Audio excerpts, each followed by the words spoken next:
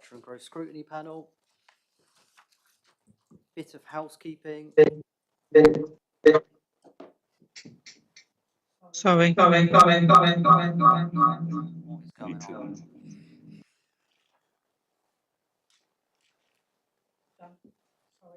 Okay. Good. We're not expecting a fire alarm, but if one does occur, then please follow the signs to the nearest fire exit and meet at the fire assembly point in the Civic Square. Can I ask you to turn on your microphones when you're talking and turn them off when you're not? Usual practice. Turn your mobiles to silent, please, would be wonderful, or turn them off.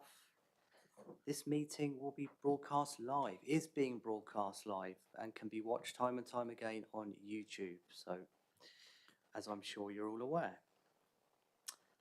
Hannah, have we got any apologies? Through you, Chair, we've received apologies from Councillor Bannerman, and Councillor McCarthy has informed us he's running late. I have a colleague calling Councillor Darcy now to see if he's on his way. Brilliant. Thank you, Hannah. Any declarations of interest? Nope.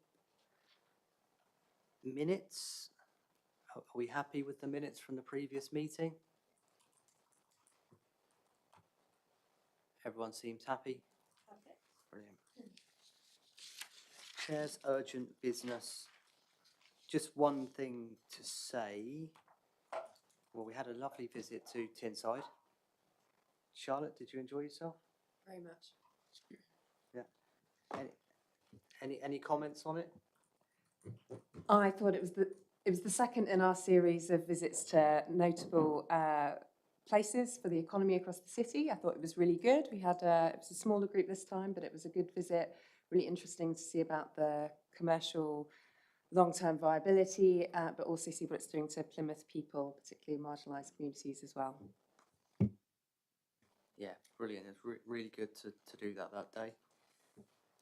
Just as another matter, I was informed just before the meeting that Jemima was going to be attending, Councillor Lang was going to be attending the brand strategy item. So to be helpful, because she's sat right there, I'll just put the box one afterwards, which was a quick sort of questions only item anyway, so we can just ask questions at that moment and move the nature item in replacement of that. Okay, just trying to be helpful.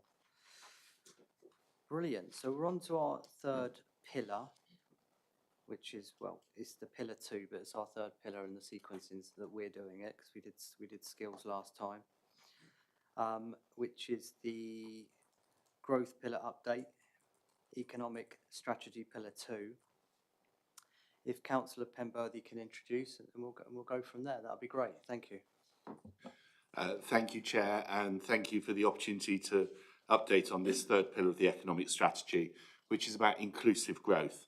I'm delighted that the Growth Board champions, Lindsay Hall and Professor Claire Taylor, are with me today, as well as our lead officer, Anna Peachy.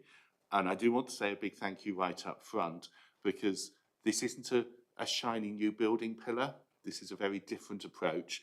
So to all the others involved in making this happen, the teams and the partnerships, we couldn't be doing this without actually having been doing work for more than a decade on what inclusive growth means. And so there are far too many people to name individually, but I just want to say a very big thank you to all of those.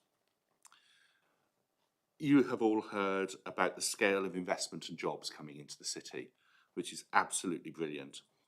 And last meeting, you heard about the work that we're undertaking on ensuring our workforce has the appropriate skills to access these opportunities.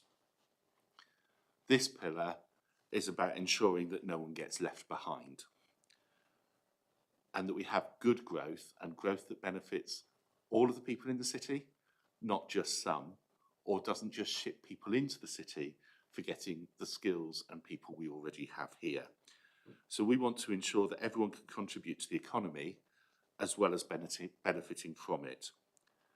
Just like skills, there are no easy answers and quick fixes, This is about a long-term commitment by the city to try and do things differently. And that's something we've been working with the Growth Board on now for about a decade or more. And I'm really pleased that Lindsay's still actively engaged in that, because it's something we've both been championing for a very long time. We're dealing with some really sticky statistics in this area. Women earn low wages. 46.2% of women in the city earn below a weekly real living wage of £466 per week. That's £12.60 an hour. Personally, I don't think that that is acceptable. And in terms of inclusive growth, that's something we need to tackle. People who are economically inactive due to long-term sickness, that's 13,600 people in December 2024. Connect to Work programme, which you discussed with the skills team at the last Scrutiny meeting and launched earlier this month, will particularly target that audience. But we know that there's other work to do in terms of securing support for people who are long-term sick into employment. That's not just about training, and that's there. People living in the neighbourhoods in the 10% worst scoring in the indices of multiple deprivation, another really big sticky statistic for the city. That's 46,000 people across 28 lower super output areas in 7 wards of the city. This isn't a small pocket, and we know that there are pockets in every ward. This is a sticky issue around almost a third of the wards in the city and about 20% of the population. You put those together, and there are some really big issues in the city that all the work we've done so far hasn't managed to shift. So inclusive growth is looking at all of those. To give some focus, the economic strategies identified some priority areas and some targets, and we're going to be focusing on tackling barriers to work because of that for those with people with caring responsibilities, those experiencing health challenges, and people living in our most deprived wards. And across all of that, the common theme is women. But we know that this isn't a quick fix, and we're not going to open a shiny project tomorrow, next month, or next year that will fix that. It's about systemic change. Just a reminder, at the end of the economic strategy, the plan as a whole has set a target, a very challenging target, of lifting 3,000 people in those 28 communities out of poverty and helping 5,000 economically inactive people into work, particularly focusing on the long-term sick. Those are challenging targets about what we can do here locally, and I think that is really brave of the council and our partners to adopt, and I think sets the scene for what we're trying to do. Our work is in partnership, and we've organised our interventions into 4 main themes: championing good business models, increasing accessibility of local jobs, empowering the community sector, and I hasten to say that I'm looking for another word other than empowering, because actually it's not our power to give, and that's whether we're empowering individuals or empowering communities. We keep on using it, and we're looking actively at the moment for a word that is better descriptor of what we do, and building pathways to employment. I'm going to let the team talk a bit about more detail in each of the themes, but I want to say that this is the first time our economic strategy has placed inclusive growth at its heart. In fact, we're really rare anywhere in the country to make this really concerted effort. This isn't something that a lot of people are doing. It's something that we are once again in Plymouth being groundbreaking about. We're going to get the defence investment in Plymouth, whatever happens. But it's only by a long-term commitment to this pillar that the growth will really get to the places and communities that need it most. As ward councillors, all any of us want is for our residents and businesses to have equal opportunities to access these new higher paid jobs, contracts, and benefits from the investment in Plymouth. But with that comes a responsibility on our major employers to make the effort to remove the barriers that can exist to work. And this is a really major part of this pillar. In fact, one that we were discussing at the Growth Board just a couple of weeks ago. That's what this pillar is all about. As I said at the beginning, this isn't about flashy quick wins. It's a long-term shift in the way we want to do things and in the way the city acts. The report not only sets out a framework for the future, but a summary of work to date. I do want to pay tribute to Anna, who heads a small team. When we say a small team, that's Ellie, within the council, coordinating this work, delivering rather than through big budgets and capital programmes, through influencing and convening. She really does a fantastic job, and I know my partner organisations sitting here would probably totally agree with that. And I think if I pass over to Lindsay, I think in the first place, and then Claire, and then Anna can sort of sweep up anything that between the three of us we've missed out. Thanks a lot.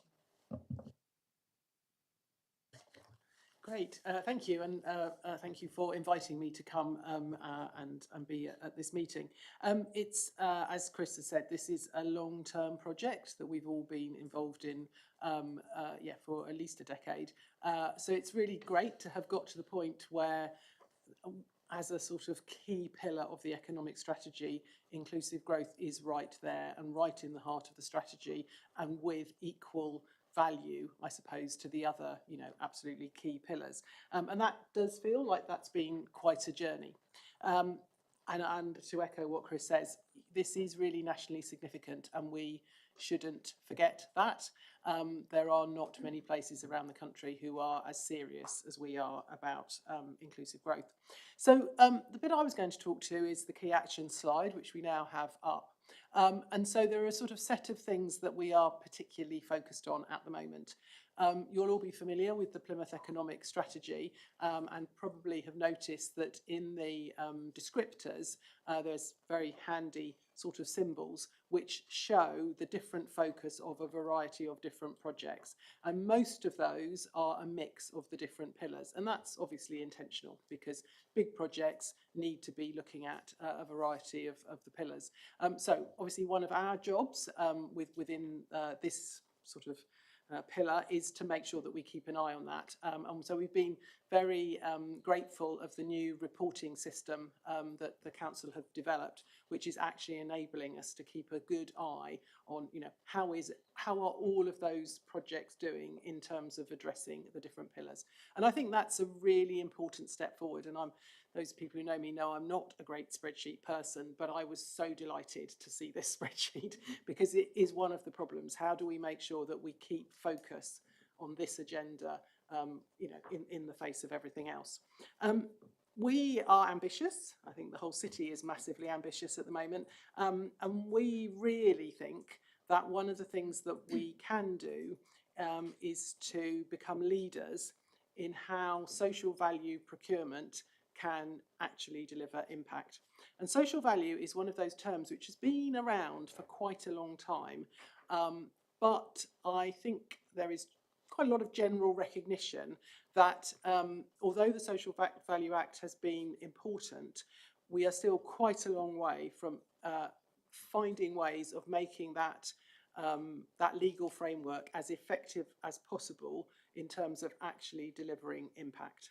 So at the moment, the sort of way it has worked is that contractors, obviously when they put in to bid for big public contracts, state what they're going to do, offer, I'd say, quite a vague menu of social value opportunities.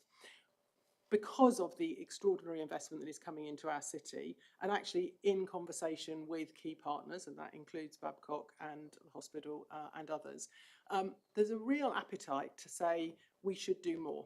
How do we actually come together? How do we understand what our city priorities? Chris has outlined some of them.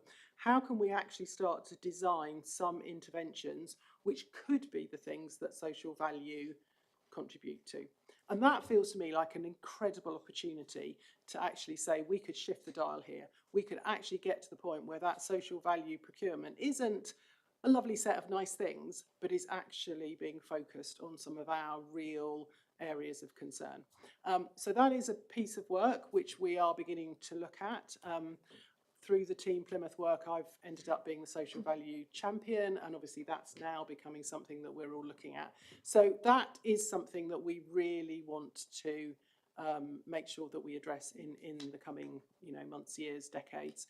Because if we could unlock that social value in a way that really addresses Plymouth's priorities under this pillar, we could potentially do something quite transformational, and we could absolutely be national leaders in the way that we do that. So that's a really important part of what we're looking at as we go forward. Anna will probably talk a little bit more about it later on, but the Plymouth Charter, which you'll all be familiar with, we're now thinking about how could that evolve into more of a sort of network of businesses who are really keen to contribute, but actually are asking questions, quite rightly, how can we best contribute? So this brings us on to the sort of next point, which is around corporate social responsibility. And I think one of the things that we've become very aware of is there's been a bit of a muddle between social value and corporate social responsibility. And both are really important. So this is not about, in any sense, a hierarchy of value. There are a lot of business in the city who want to contribute positively.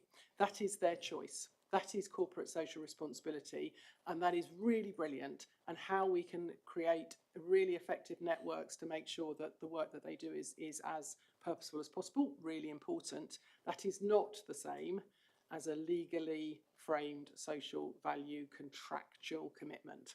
And so I think one of the things we have a real opportunity, and it's something we're going to focus on as we go forward, is let's try and get both of those elements working really well, but recognising they are different, and recognising the mechanisms that we might need to use to make them work really effectively are different.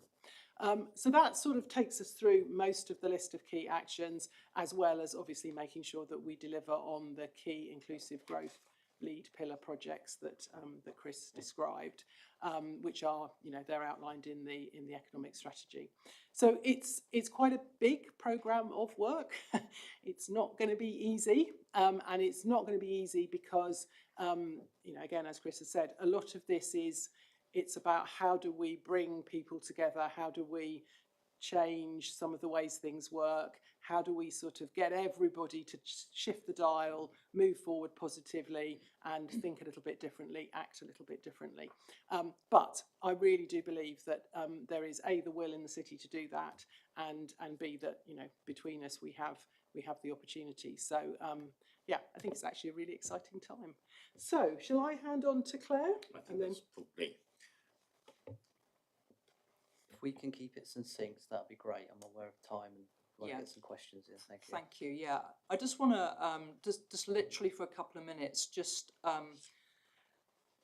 obviously the key points that Lindsay's outlined there are the key deliverables, but just to remind ourselves of the broader context and particularly some definitions and some sort of language that you will come across.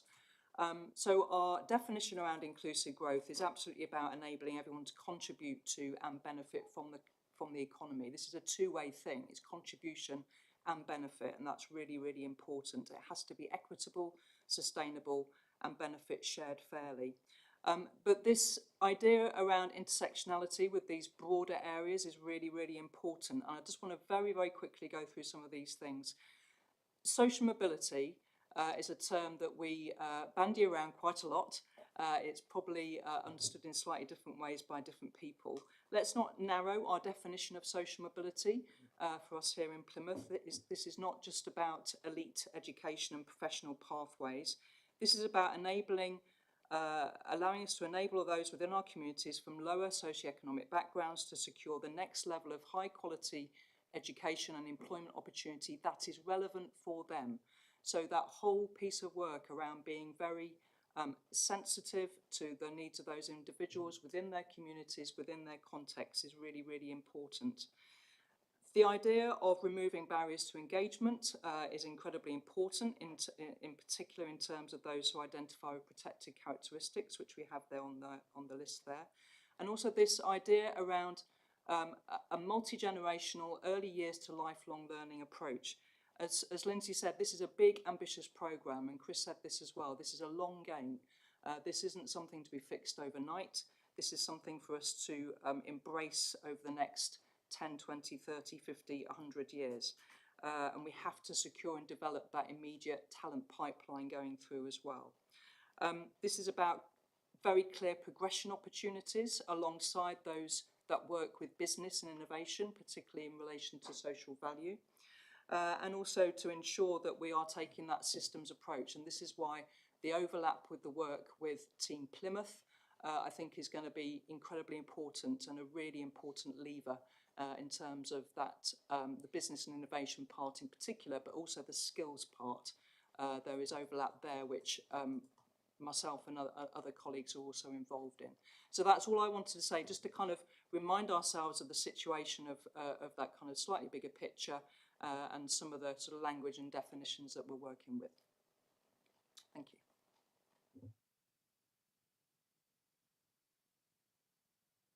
Being prompted to say just a couple of words, and I'm not going to go into this in length because this is covered by another scrutiny panel, but we are conscious that there is work happening at the moment on building bridges to opportunity, which is a citywide system approach to how we tackle poverty in the city. And that is predicated after a lot of work so far, and with at least another 6 months to go before we have the framework published, on how do we stop people falling into poverty? How do we ensure that people who are in poverty experience less harm? And how can we help people to lift themselves out of poverty? And you can see how when we're doing that, that Venn diagram fits as well with the Venn diagrams we've just been talking about. There's a lot of read across, as there are with lots of other city strategies.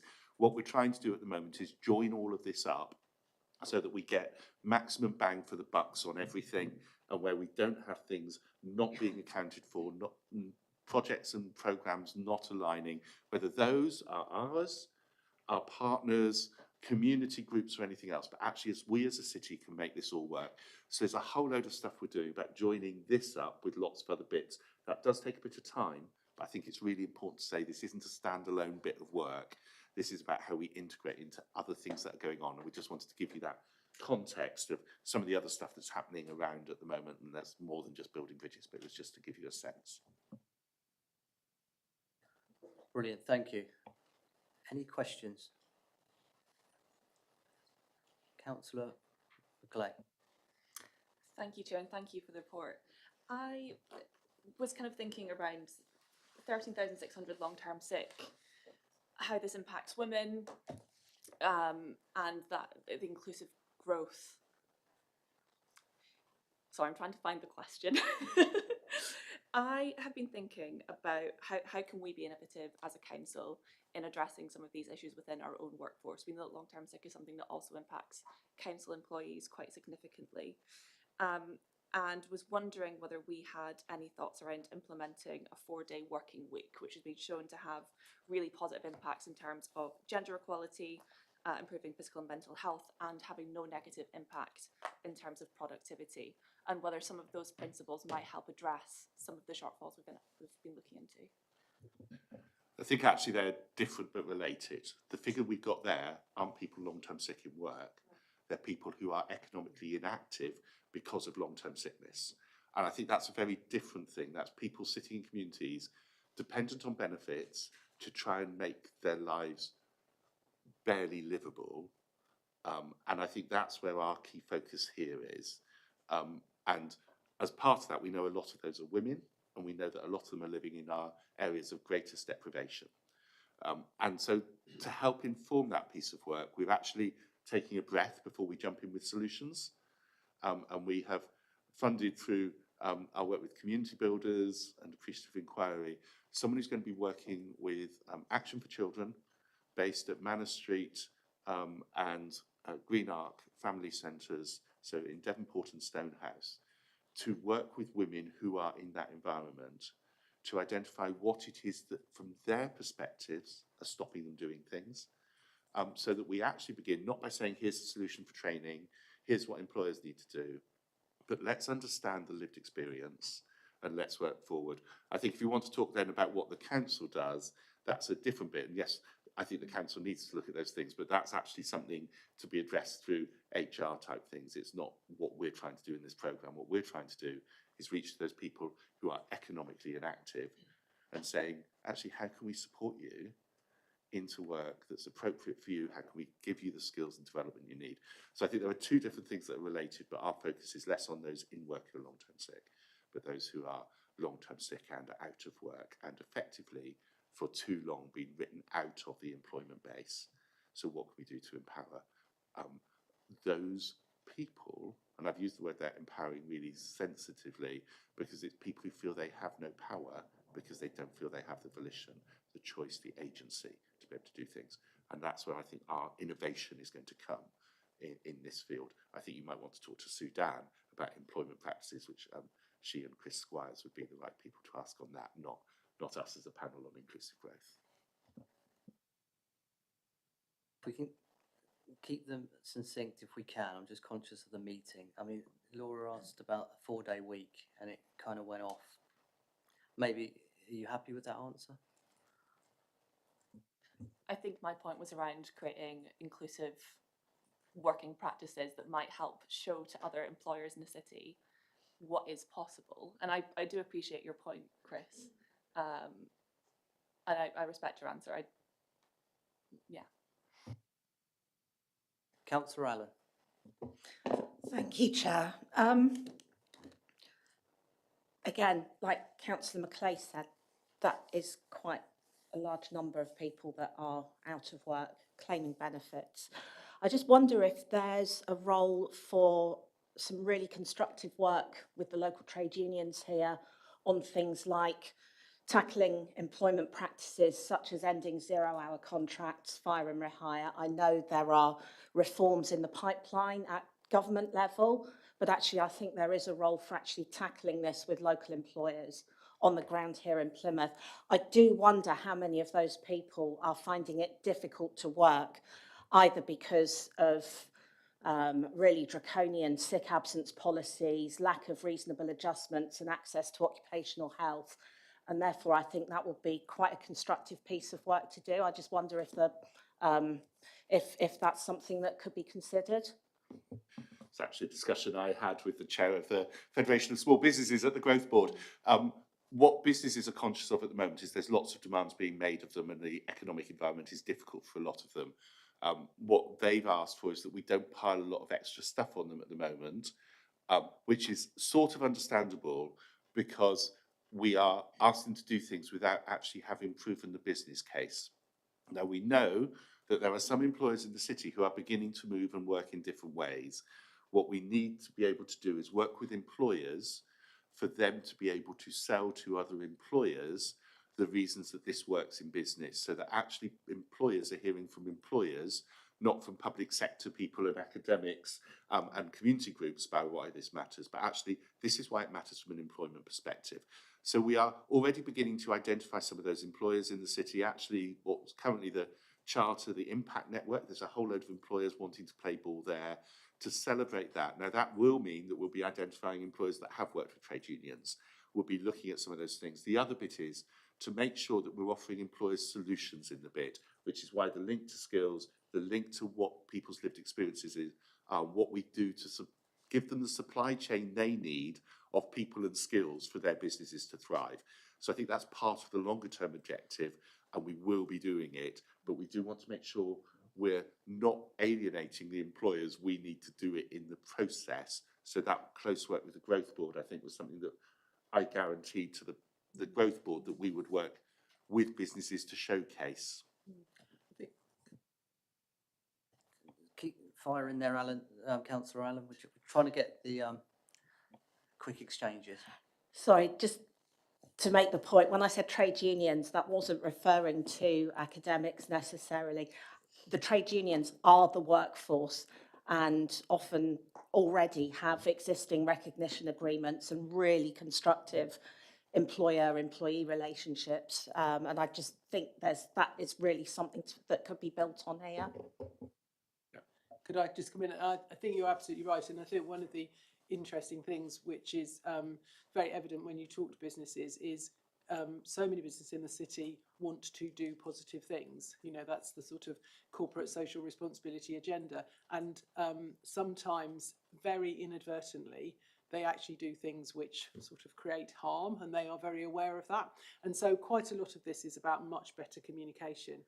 And so, you know, some of it is a sort of, it's great to fundraise for your whatever, but actually, if you didn't do that, but as you're saying, you actually put a little bit more into greater flexibility for your workforce, for example, that might actually end up being a more productive thing to do. So I think that's why the notion of the impact network is really important, that we've actually got to get those conversations, you know, moving around so that people feel they are sort of part of something. They understand what will really make a difference. They understand where their good intentions might actually be slightly mistaken. So yeah, absolutely. Communication is key to this. If it wanted to quickly get in. Yeah, just a really practical example of that. So the free port was always a big concern when it started about, is it going to duplicate and undermine, you know, existing terms and conditions. So as part of that, TUC are now going to be embedded on the board, for example. So there's a specific practical example of co-design. Councillor Holloway. Thank you, Chair, and we good?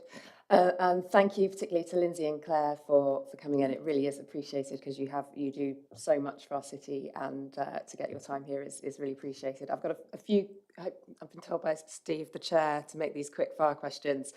And could we flip on to the slide with the actions on them, just for reference? Thank you. This slide and others has a lot of language of supporting, inspiring, shifting, collaborating. How are we measuring this month to month? How are we marking our own homework on these actions? So I think partly the month-to-month issue is one of the big issues because this is cultural change in most cases. So I think a lot of the metrics will be much longer term than that because a lot of the metrics are not measured on a month-to-month basis. So I think that's the first start with the spreadsheet there. And some of these, things like social value, is about agreeing some of the stuff that then begins to work through, but contract lengths can be up to 10 years. So some of that stuff, we're really talking very long term on this. I just wanted to put that before we passed on to Lindsay to talk about the fact. Yes, so month by month is definitely tricky, but yes, you're right, we do need to measure it. And I suppose there's three things probably that come to mind. So the spreadsheet I talked about in terms of the economic strategy projects is helping us do that. There is a dashboard that is going to get produced, and that will have on it reporting on how we are doing against all the projects. I think that's incredibly important and a real step forward. The social value piece is really interesting because essentially the issue at the moment is there's a lot of accounting of social value. The issue is whether that social value actually creates impact in our city. And the sort of, I think, agreed consensus is that not enough of it creates the sort of impact we need.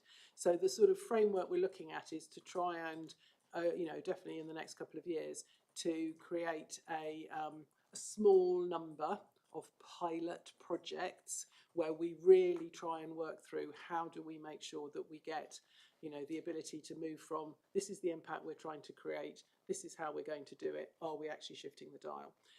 That is going to take a while, but it is to try and make sure that we get something that is measurable and is, smart enough to be measurable. And then I think the other bit is in terms of the CSR piece and, the communication. If we can get the impact network moving and we can get a much better agreement about the sort of measures that really do make a difference, then again, we through that network can start to go, okay, how can we actually track that? And the Charter has been tracking things, hasn't it? So it's actually trying to go to the next level and say, can we track things which are really making impact as opposed to a lot of goodwill? Thank you, that's helpful. I mean, I think it would be really good to see those metrics, and I think given we've launched the strategy, having that plan in place, and maybe David, that's something we can follow up on separately. I think that's so key. I mean, we've got a great analysis of the challenge. I think most people around this table would agree with the analysis of the problems we face and a support for the mission at hand, but that plan is really, really important. My second question relates to, I guess, the the parallel initiative around the point you raised about disproportionate impact on women, Councillor Penberthy, we had the Cabinet Working Group launched back, I think, around 6 months ago, or just over 6 months ago. What actions have happened since that launched in line with this work? And it's one of those where we're not rushing at stuff. So we're actually doing at the moment quite a lot of, we've identified the headlines, actually digging deeper into all of those stats, beginning to get people to pull together is taking a bit of time. So to understand more, and part of that was actually before we start coming up with the solutions from this is what the stats are telling us, we have no information at all on lived experience because that doesn't come in. So securing the funding, going through an appointment, the short list for that job, part-time job, was 9 people because they couldn't get it any shorter than that. And they were ruling out people who had all of the essentials and most of the desirables as not shortlistable because they weren't good enough, which is really quite encouraging. But I think that 6-month piece of work.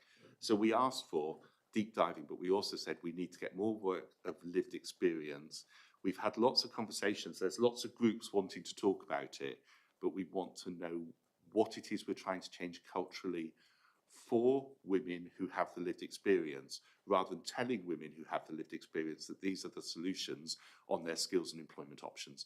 So because it's a major cultural change, we're wanting to do that and then reflect that back into the skills strategy, to have discussions with employers about what they're doing, where they're learning from, in order that we can try and work out some long-term route ways. So in some ways, not a lot, but in some ways the launch was, we wanted to make it very clear at the launch of the economic strategy that this was not something that would be ignored.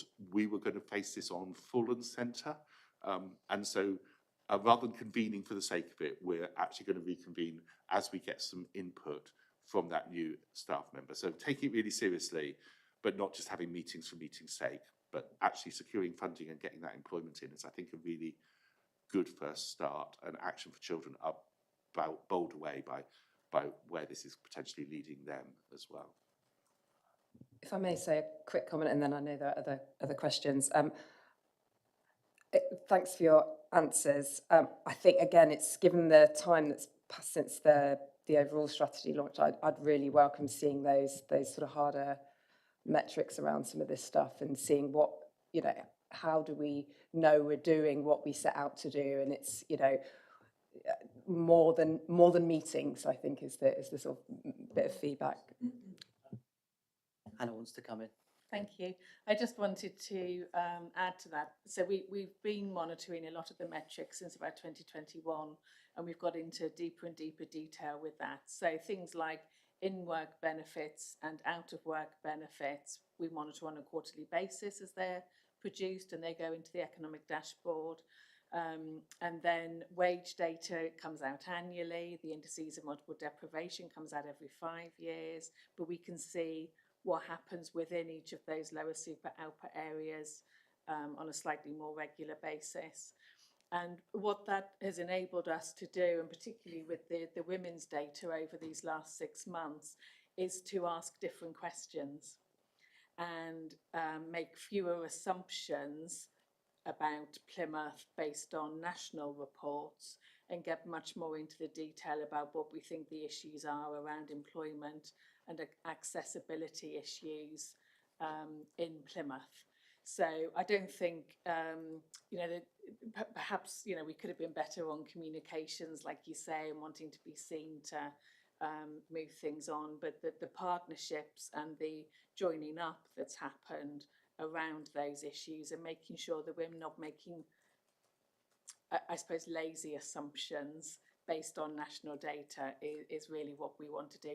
All of our partners are very, very determined that we will be evidence-based in the interventions that we have. And part of that is about lived experienced evidence. Okay, we've got 2 more councillors to go on this. Councillor Smith. Thank you, Chair. Just a quick question about the Building Pathways to Employment strand of this work, and particularly about trying to get 5,000 people to gain their first qualifications as one of our aspirations for 2035. I know the government has changed the national target for number of kids in university and changed it to from 50% of kids going to uni to 2/3 going to uni or having an apprenticeship. So I wonder if we've done any kind of analysis of how this changes what we need to do. Are we already doing enough to kind of meet that target at our end? Do we need to do more? Does it mean we will get more support from government in order to hit the target that they're setting themselves? So yeah, any thoughts on that would be welcome. If I kick off quickly, I think in terms of that government thing, obviously it's new, it's really welcome because skills-based work is what we need, and it will really support that whole, how do we transform things for existing adults rather than things in schools that will change future generations. I would draw your attention to the work in progress element of this, which just goes to show what Babcock is already doing in this area. And it's that sort of conversation we're having with employers about how they're changing their perspectives. We were hearing at Cabinet this week about digital apprentices here in the council. So we're already doing some stuff. In fact, with the council now, we're drawing extra funding in because we're spending all our apprenticeship levy and we're now spending other people's as well on developing skills in Plymouth. So yes, we are serious. There's more to do, but it was a very welcome announcement from my perspective because it opens up a lot more opportunities in Plymouth, but Claire can pick up from the education training side. Yeah, just very briefly. So the 2/3 target is related to a level 4 qualification of some sort. Absolutely welcome the focus and the shift. It broadens out higher education, which a lot of us are involved in anyway. At Marjon, we're expanding apprenticeships, for example. Same at the University of Plymouth. This really shines a spotlight on the point I made earlier around those progression pathways and enabling that learners coming in perhaps with a level 2 qualification, GCSEs, BTECs into level 3, then know where to go. And actually they are supported to ensure that whatever kind of pathway they choose to take, and people can move between these pathways as well, is the right one for them at that point in time. I think we do ourselves a disservice actually, and perhaps particularly in Plymouth, when we start to disaggregate what we might see as a academic in inverted commas pathway and a vocational pathway. As far as I'm concerned, this is about ensuring that young people and adult learners find the right pathway for them to succeed and to flourish. And we should be joining up as much as possible to make sure that we've got a coherent offer. That is quite hard work because there is no government funding for that sort of support, and it is something that universities across the UK are trying to be on the front foot in terms of lobbying for. Can I just add to that? It's also, and this is where the building pathways bit is so important, it's how to start really where people are. So if we go back to the 13,600 economically inactive, there's quite a lot of work that needs to be done in order, for example, perhaps with some of the housing associations who have particular relationships with people who are living in their properties that nobody else does. And it's almost, how do we make sure those bits of work then join all the way through to the work that Claire's talking about? And that's back to the partnership. You've got to get all the bits of the jigsaw puzzle lined up, and that's in its essence what this is about. Thank you. Councillor Goslin. Thank you very much, Chair. I'm sure, I'm certain, in fact, that inclusive growth and strategies for inclusive growth have been discussed in these chambers for many, many decades. And yet we find ourselves in a rather lamentable situation. Plymouth especially, we find ourselves now with a worsening trend as acknowledged in your report. What makes this current strategy believable? What is going to change? What's new, innovative, that means that this trend is going to be reversed through this strategy, given that there is no large-scale funding behind this? This is largely an influential strategy and methodology. So what makes you believe that this is going to work where previous strategies and boards have failed? I'm sure we'll all have perspectives. I think we actually haven't had something that is as strategic as this before. There's been lots of conversation and lots of, the council needs to sort inclusive growth. That isn't actually the solution. What we have is a power of convening, and this is about working in partnerships across all sectors in the city and getting lots of buy-in to that. And we have been working really hard over more than a decade on building those trusted relationships and getting people to sign up, whether it's the public sector procurement partnership all agreeing that actually to do social value, if we're not doing local spend, local employment, local skills development and local actions that impact the environment, however it's modelled, we're going to fail on social value. And those are all things that we can measure impacts of and outcomes of. Those sorts of things through to actually, what does it mean if we're going to be changing our employment practices? What does it mean? Getting the buy-in of a system isn't quick. We're now at this stage because we've got the buy-in of the system. The growth board has signed up to it. Other partnerships have signed up to it. We've never had that before. It's taken a long time to get there because we've had to get a whole city on board. This is still something that is going to be tough, but we're prepared to now say we're ready to put it in something that isn't just we need to do it, but actually everyone signed up to this, including all those key partners around the growth board table. And I think that is the big bit of difference now from my perspective, but I'm sure that others will have perspectives. Yeah, I mean, from my perspective, the bit that is different is where we are with social value. You know, we are about to have such enormous investment in the city, which is, you know, public spend, which is subject to social value legislation. MOD spend has not been subject to social value spend until now. That's only changed recently. So we have a moment in time where potentially there is a lot more resource.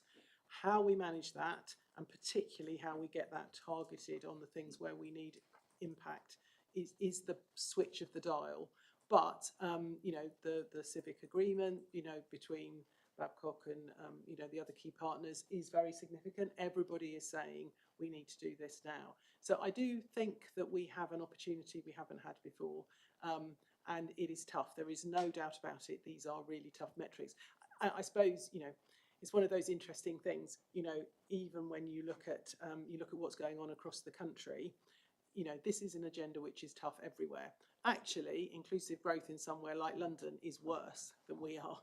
You know, yes, they have huge riches, but actually they have, you know, enormous deprivation that they're not really tackling. So we are trying to tackle something in a very particular way that is hard, but we have a moment in time.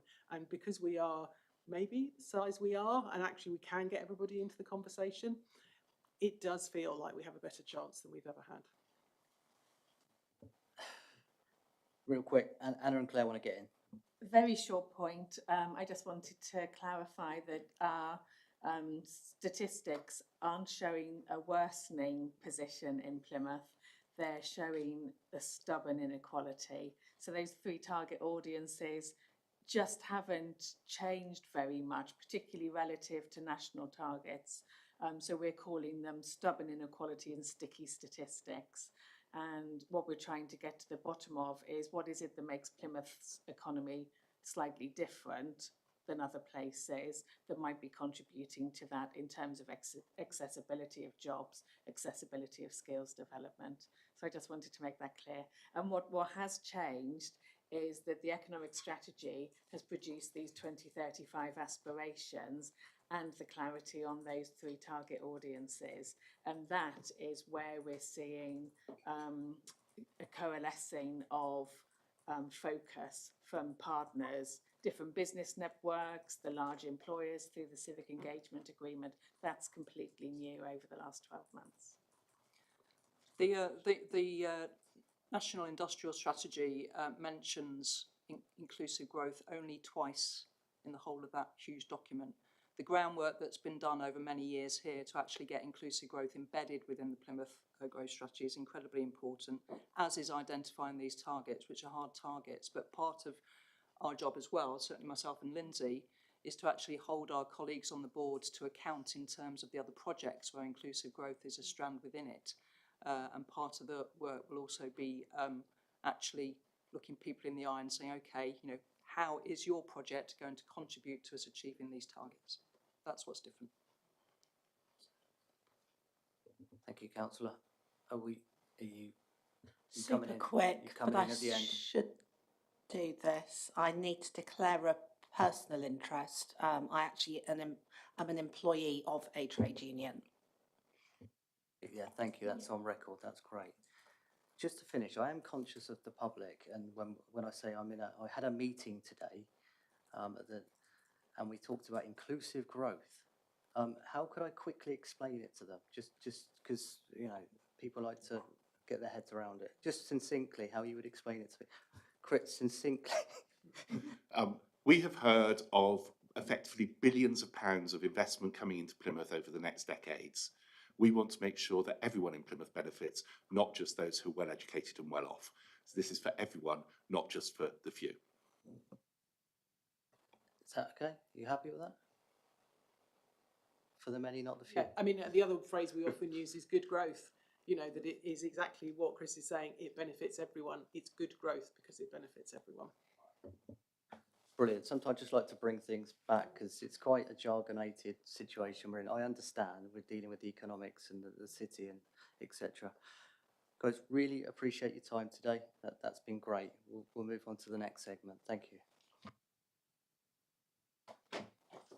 So I will let people manoeuvre, but the next item is brand strategy. Hannah, if you can get people, that would be great. Thank you.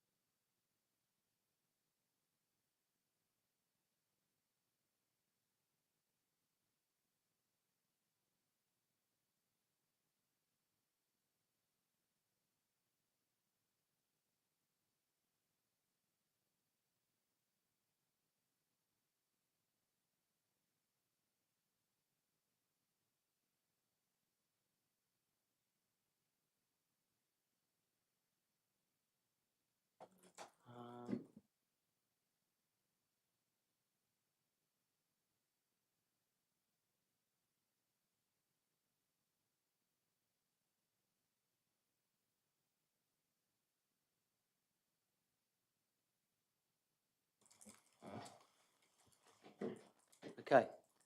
Everyone okay? These are busy. It's a busy panel with lots of different people, so it's a bit of an operation sometimes.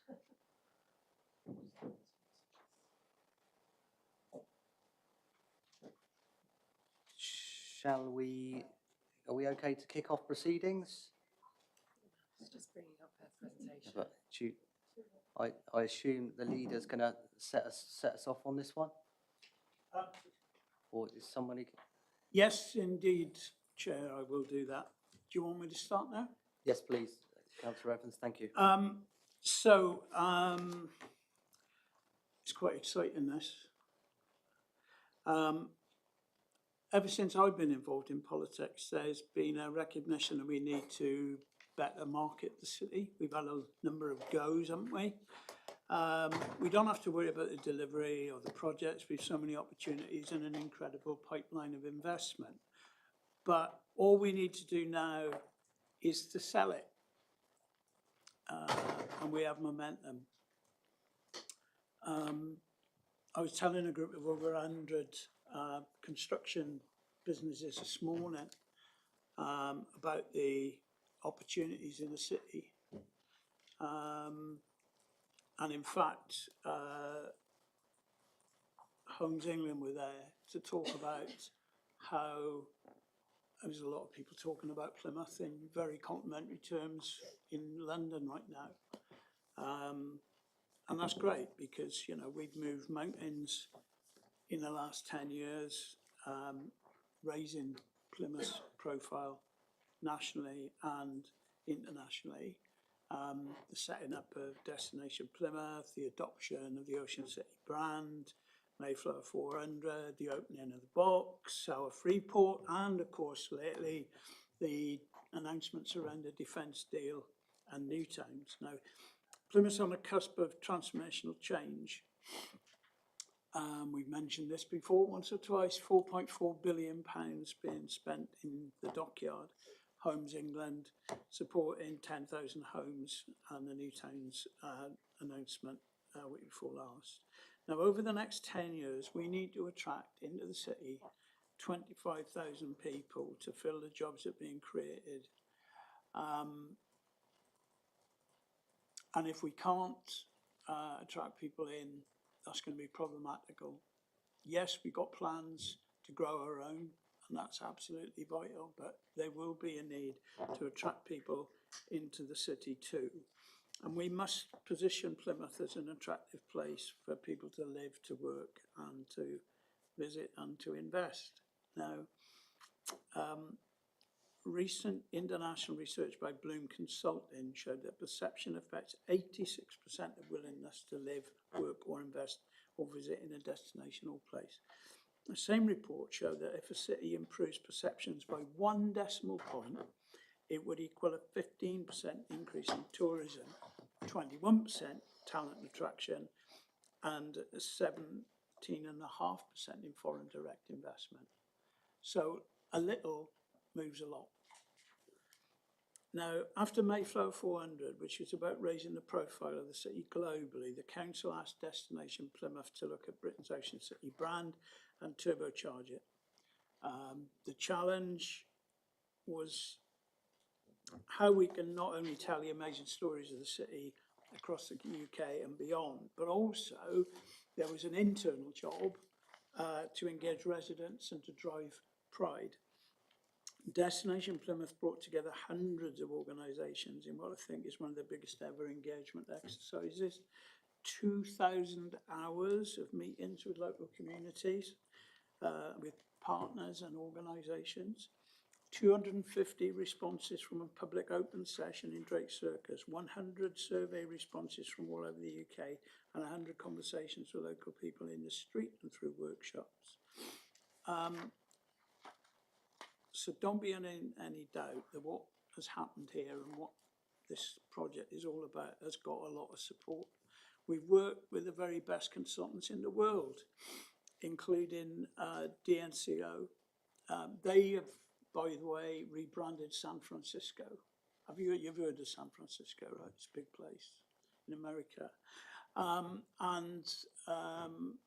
So they know what they're doing. An external perception research study done by PRD Research and commissioned by Destination Plymouth found that we've improved the city so much over the last 20 years that perceptions lagged. In other words, we were doing stuff that people hadn't heard of. We know that not only are we a brilliant tourist city, but we've also got the largest manufacturing base in the south. And the biggest number of marine jobs of anywhere in the UK. What is exciting is the research also highlighted the amazing strengths and points of difference that differentiates us from our competitors, our economy, our people, our investment, our innovation, and our environment. Now, the report suggested 10 key opportunities that we can move forwards as a city to reposition ourselves, reposition the brand, and grow our reputation nationally and internationally. And I'm going to tell you what they are. So first, tell an evocative story which captures how the ocean makes you feel. Make the city synonymous with greater work-life balance. Elevate Plymouth's defence and scientific specialisms by making them nationally significant. Showcase the business ecology so talent can see themselves grow. Close young people's perception gap around available job opportunities. Use innovation to thread the city's past, present and future. provide full family support to help talent choose Plymouth, give culture a bigger platform, create a stronger location message than we're at the end of the line, and let Plymouthian personality shine. Now, this is a long-term piece of work, but one of the first things we've done is produced a promotional video. In the first week it was shared, the film had over 119,000 views. It's better than my last video on Facebook, let me tell you. And over 3,200 views on LinkedIn, with predominantly positive feedback from all corners of the globe. So if you wouldn't mind, Chair, we're going to show you that film, and please do your best to promote this on all your channels. And I'll finish off when we finish. Yeah, hopefully Hannah's got that. Yeah, I'll unshare for a minute. Yes, absolutely.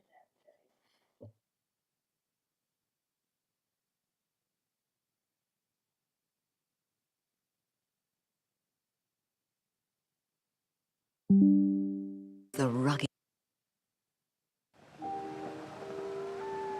where the endless horizon meets the rugged moors, where city streets meet crashing waves. life feels bigger in Plymouth. New adventures have always started here, and it's time again. From marine science and autonomy, healthcare, creative innovation, manufacturing and defence, we're charting the nation's future. We are the city with the warmth of a tight community. Where creativity knows no bounds. Where we go beyond. Because we go together. This is Plymouth's promise to you. Life here will be an adventure. Make life an adventure.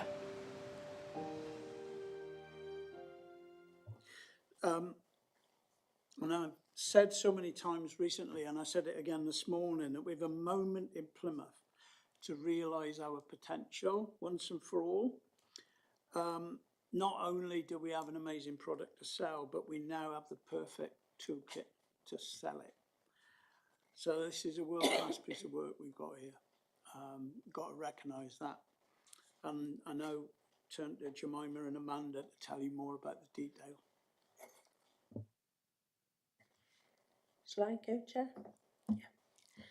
Yeah. I just love that video, and I've seen it millions of times and I still love it. I think we all know that successful city branding is about compelling storytelling, sharing the stories of our city in a way that's authentic, based on truth, and reflecting our city's personality.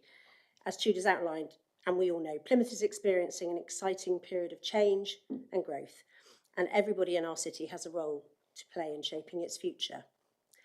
And our communication about Plymouth needs to reflect this evolution.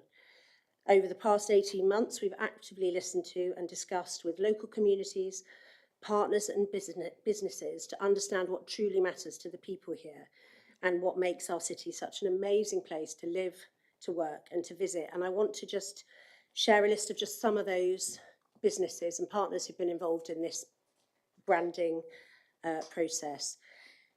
Babcock, Princess Yachts, Real Ideas, The Chamber, Plymouth University, Arts University, Marjon, City College, DBI, Plymouth Growth Board, Plymouth Manufacturing Group, Plymouth Culture, Plymouth Community Homes, Ocean Conservation Trust, Theatre Royal, The Box, University Hospitals Trust, Plymouth Active, Plymouth Sound National Marine Park. And that's just some of the people who have had input to this process. And the overall experience has been, it's been really quite heartwarming and positive.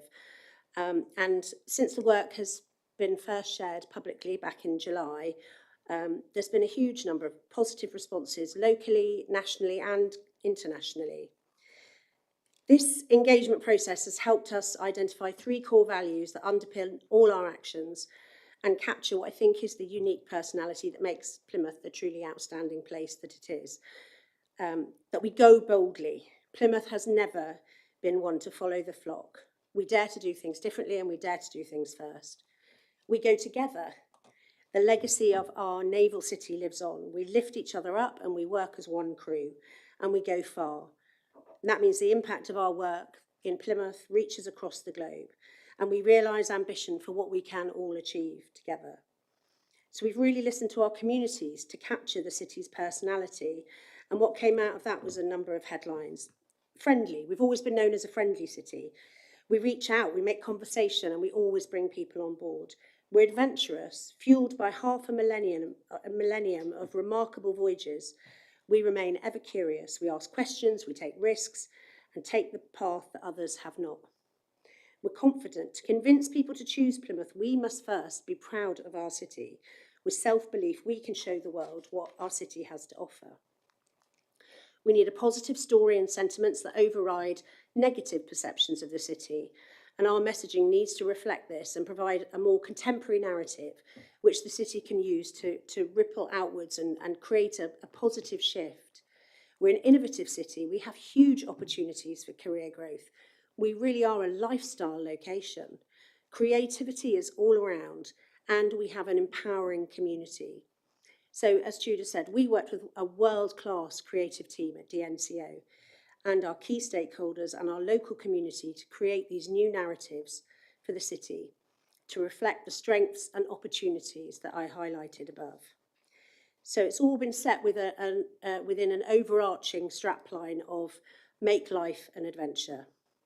And these 6 key narratives truly set our city apart, highlighting our specific points of differentiation and our great strengths. Over 500 years of innovation, Plymouth is the National Centre for Marine Autonomy, and from Charles Darwin to Dame Ellen MacArthur, remarkable journeys start here in Plymouth. The horizons are bigger here. 25,000 employment opportunities over the next 10 years. A city wild about nature, the only UK city to be between a national marine park and a national park. Plymouth creativity knows no bounds. 9,000 people have worked in creative jobs in 2023. A community that goes beyond. Nearly 1/3 of our city are active volunteers. And we're charting an exciting future, that £6 billion regeneration and investment pipeline. And alongside these compelling new narratives, telling the story of our city, we've worked together to create a fresh, new visual approach shaped by our place. Using the city's geography, waterlines and topography, alongside the vivid colour palette, contrasting with the national tones of our local landscape. The new visuals are there for all to use through creating a system that mirrors our city's energy while rooting it in the physical environment. Our new brand homepage reflects all the different aspects of the new narratives and the visual approach, along with details of how it can be used and a brand new media hub and image library that is accessible to everybody. We're going to encourage you all to use the new narratives wherever possible, because only by amplifying the positives will they ripple outwards across networks and across local communities. The brand homepage is designed for everybody to access with key proof points, information, great images, and guidelines for all to use.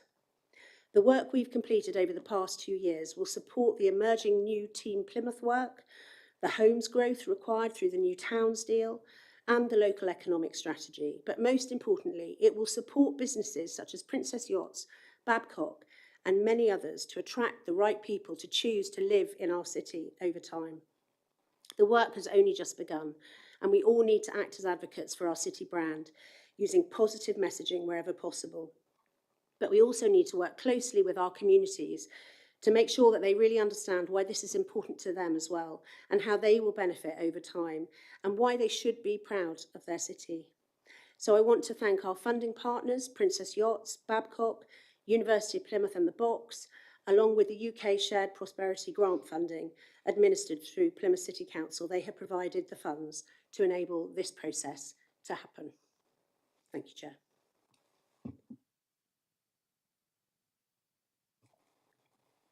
Cool. Amanda, did you want to say a few words? Yeah, thank you. Thank you very much, Tudor and Jemima. And I want to thank everybody who's supported this process. It's been a long process. It's taken us 2 years to get to this point. So 2 years ago, we were asked by the senior city leadership, so the Destination Plymouth Board and others, to look at how can we take the city and the perception of the city from being one of a visitor destination to somewhere that people would actively want to come and live and to work and to study as well. And we started by looking internally first and doing some research, which was exploring how did people feel about our current Britain's Ocean City branding. And that came back really positively. A lot of people, you know, the branding is actually 12 years old. It was developed in 2013. And it's you know, branding takes a long time. People's concept of brand and their feeling of the place and how it is. So that came back really positively. People were keen to continue to use it, but they wanted it to be more developed, and there were some really key points that came out of that. And one of the key things was people felt like they wanted to have their say in the process, and that was really early on. So we set up a city brand development group, which was all of the organisations that Jemima spoke about earlier, including some organisations that work really closely with our local communities, for example, the NHS Trust, the Plymouth Community Homes. And what we've done over the last 18 months is we have looked externally. We've got a really detailed research report which shows what people feel about our city externally, both negative and positive, but also we know what our unique selling points are, and that's enabled us to work with our community to go back to grassroots and really understand what are the positive things about our city, because it's easy to be negative. Every city has negatives, but actually what are the positive things? Why do they live here? Why have they moved here? What do they like?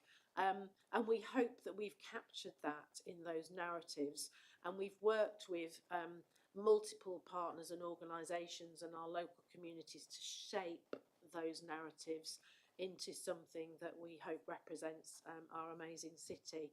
And so what you see is the final part, really, is the end bit, which is how do we visualise that? So we've created an amazing image library and media hub.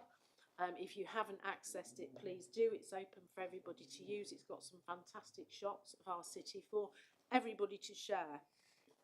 And Adrian Bratt was in here talking to Cabinet on Monday and explained that he had already shared that with some investors so that they'd got imagery that they could use, but also his recruitment team had already accessed the Media Hub to take some images from there that they could use for recruitment purposes.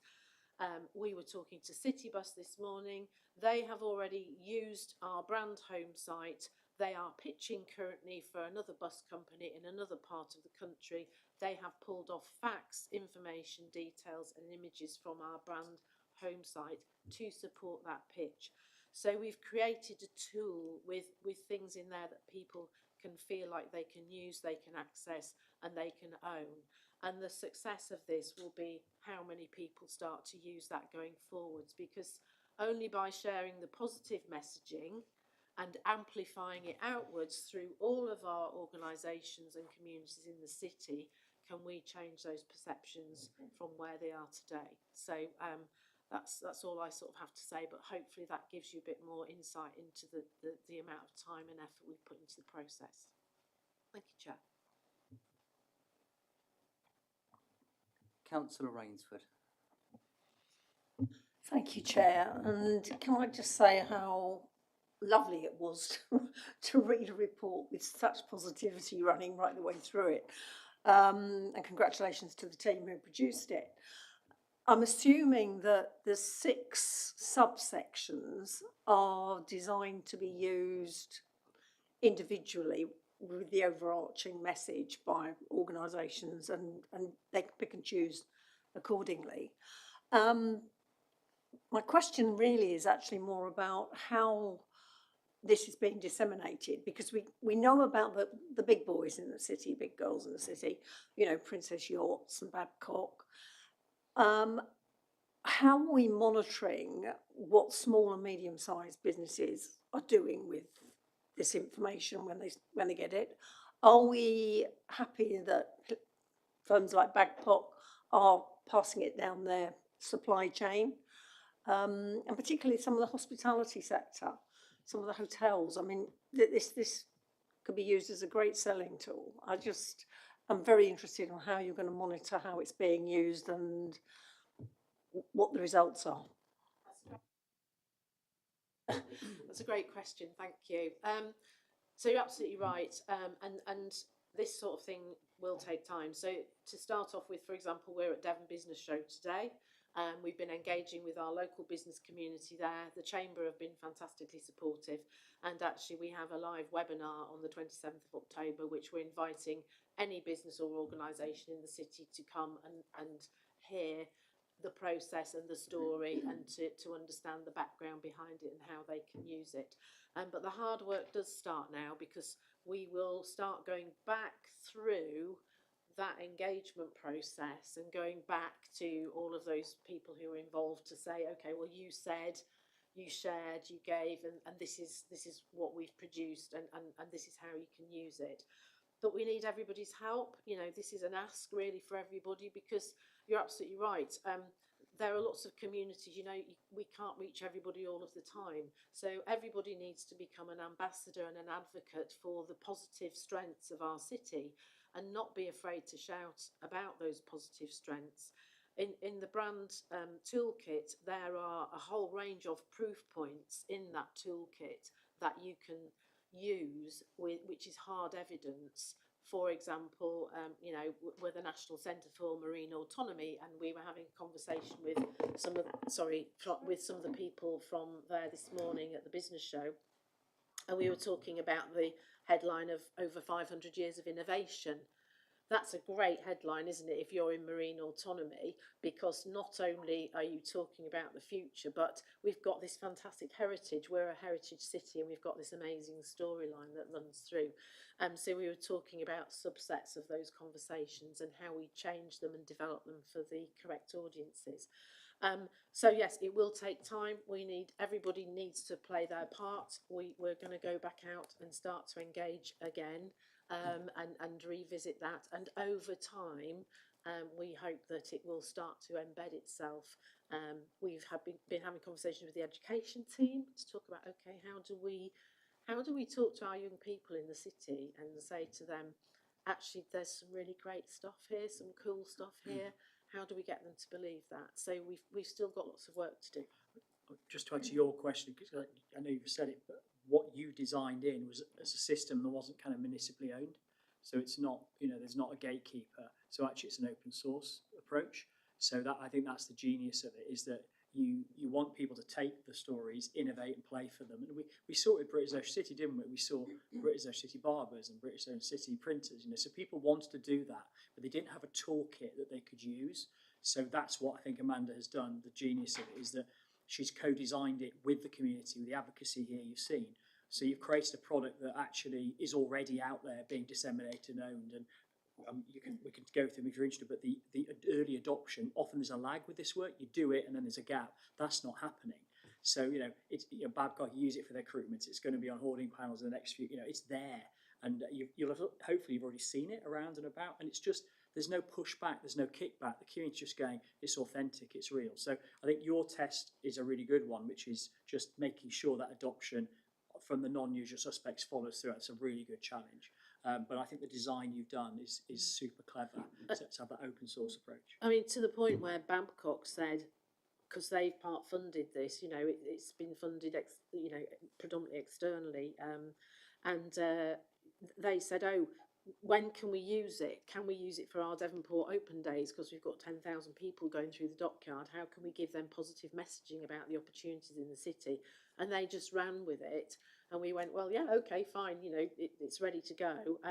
Citybus are so keen to share some of the positive messaging with our local community that they've given us the opportunity to use all the insides of all their brand new electric fleet of buses, and you will start to see from this week, if you're using buses in the city, some of the messaging on the panels within the buses. So, you know, we've had some fantastic support, and there's more to come. Thank you.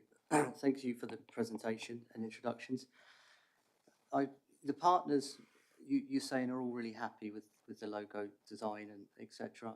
I mean, it has come in for some criticism across Plymouth on social media. How have you taken that criticism on board? Do you get what people are a bit confused about? Because we had the original logo, which looked fine. I think when the new one was presented, people are a little bit taken aback. How would you react to that?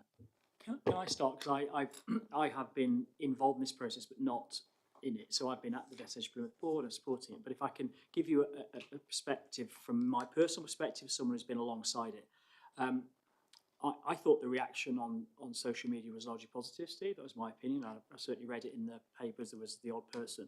But the whole point of this is a system. And if you look at what we've bought, we haven't bought one bit or two bits. What we've bought is a way of telling the city stories. And if you look at those messages, you know, the 500 years of innovation, the horizons are bigger, wild about nature, creativity has no bounds.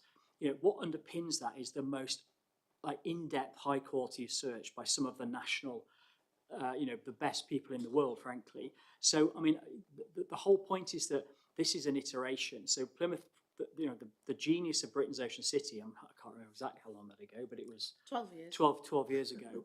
And I remember at the time, do you remember those arguments about, well, it's a tidal city? And they just... We're not an ocean. We're not an ocean. And it was just, they fell apart, those arguments, because, you know, actually people said, you know what, we want to be proud. So I think my view in terms of your response is I don't think, this is me, I don't think any of that's landed.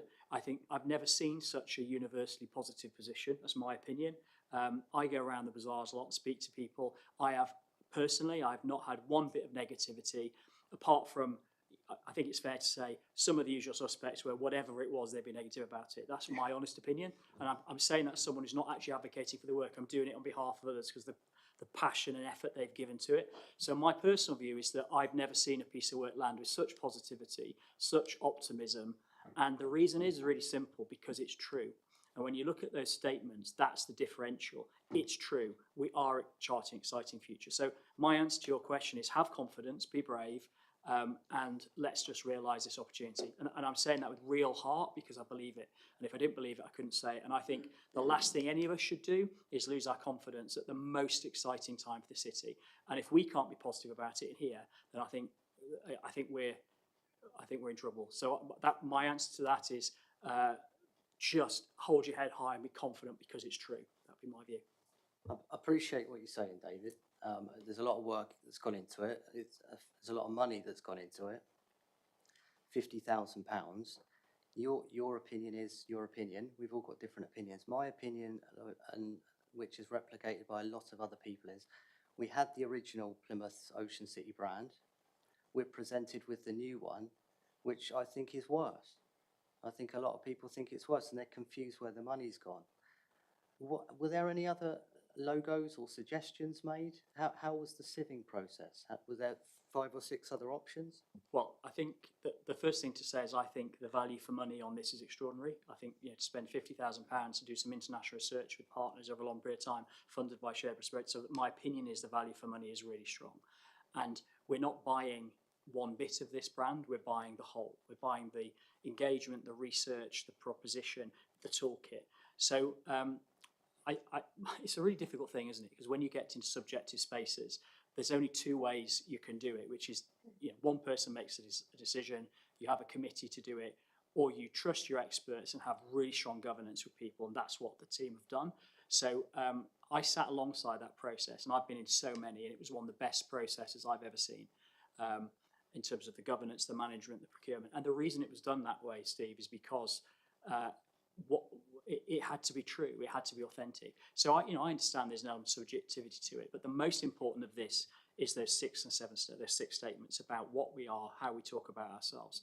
And, you know, in a modern world, you have to have some device of social media. You have to, that's the advice. And I think, you know, that's it. But my opinion, and it's only my opinion, is I don't think this is about a logo or not a logo. I think this is about the city having confidence to talk about itself in spaces that, you know, as we know, it's not even the perceptions allowed. We've moved so fast as a city that the world needs to catch up with us. And if we don't have a device like this right now, then what would happen is every large business city would design their own approach to doing it.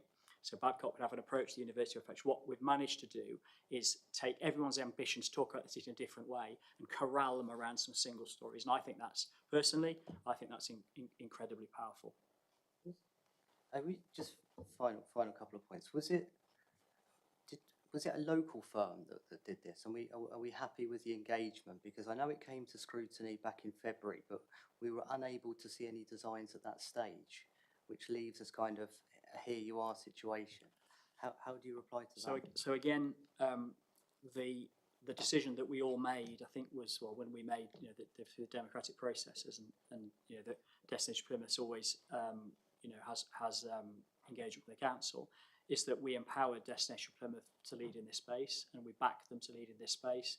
And they did that by having, you know, proof points that they'd listened to people. And I think, you know, 2,000 hours of listening is you know, pretty extraordinary. And don't forget, we're not rebranding the city. We're not changing the city. We're taking our existing brand and we're deploying it in a city way. And I know I'm popped in answering a different question to one you're asking. If we speak to partners at the moment and they're saying you've got this scale of change, you've got this scale of change and all those agendas, if you don't have a toolkit and a device and a methodology, so I mean, my answer to your question is we empowered Destination Plymouth. The governance they did, I think, was exceptional. I think the value for money was exceptional. I couldn't be personally more proud of the product that they've done. I won't say it, but I wanted to say thank you to Amanda in particular for leading it. And all I've heard, and I wouldn't say if it wasn't true, all I've heard is people saying, you know what, we loved Britain Ocean City when it arrived, but this iteration means we can now take our message to the world, and I think that's fantastic. David, just for clarification, was it a local firm that produced the work? Can I come in there, Steve? Because I can give you some insight into that. So, as part of this work, we ran 3 separate procurement processes, open procurement processes, where we put open briefs out. For the research, we got no local companies applying for that particular element of the brief. Throughout all the procurement processes, we used the procurement guidelines that are provided by the City Council as part of their procurement process, and we had a final judging panel which was from our brand development group, so it was multiple partners across the city who were on the final panel. For the second process, which was for the creation of the narratives, the engagement process, and the work to develop those up finally into a visual context, because that is the very end bit. You know, branding, anybody who does branding will tell you branding is not about a logo. Branding is about the content and how things are perceived and what the reality is. And I think where we ended up was actually we ended up with a short list of 4 and one was a local company. And the panel decided that the local company, unfortunately, didn't quite meet the criteria that was required compared to the other companies who were doing their final presentations. And then the last piece of procurement was for the brand, film and the image library and the media. And we had 34 submissions for that. 34 submissions from across the whole of the UK. In fact, we had so many submissions that we ruled out anybody that was not in the immediate southwest region. And the company that got that was Mother Goose, which is a local company, which is run by a lady called Polly Vinken, who some of you may know. They have done an absolutely amazing job on that production. The sound was done by Fresh Air Studios, which is a local company. All of the artwork on the buses and that you will see going out is all produced by local companies. So hopefully that answers your question. Yeah, The video you showed and the other elements to it are they're up there. I agree. It's just that immediate logo. I'm just throwing it out there, but I get what you're saying. I'm conscious of Councillor Gosling. Thank you very much, Chair. Thank you very much for the presentation. I think it's an amazing programme, and it's not. It goes beyond a logo, I think, and I think people get caught up with the logo. It's an ideology. It's what we're projecting about ourselves. And I came to Plymouth 20 years ago. I'd never heard of Plymouth. I didn't know where it was. I didn't know anything about it. But it's an amazing place to make a life and to make a difference. And I think the strapline, "Make Life an Adventure," is an amazing strapline. It really captures what's special about Plymouth and the opportunities here. And it's something we forget about. It's like the taste of water in your mouth. You get used to the sea, you get used to the moors, you get used to the city, you get used to the friendly locals. And this really gives the confidence and the ambition to the city at the right time, because we have all this investment coming in. We need to attract investors. We need to attract people to come to our city that have never heard of Plymouth, like I was 20 years ago. They didn't know where Plymouth was. They didn't know what an amazing life you can make for yourself in Plymouth. I think, so I think it's fantastic. I think all elements of the strapline and the imagery and the ambition and the confidence are there. The only, I suppose, fly in my particular ointment, I would say, is we're not ambitious enough. And I would speak to, I think what speaks to that is the video. It seems unusual that the video is voiced over by two people with what I would call Southern British English accents, what used to be called BBC accents. Now I can not envisage a promotional video for Glasgow or for Manchester or for Cardiff not to be voiced by people from that city, obviously from people from that city.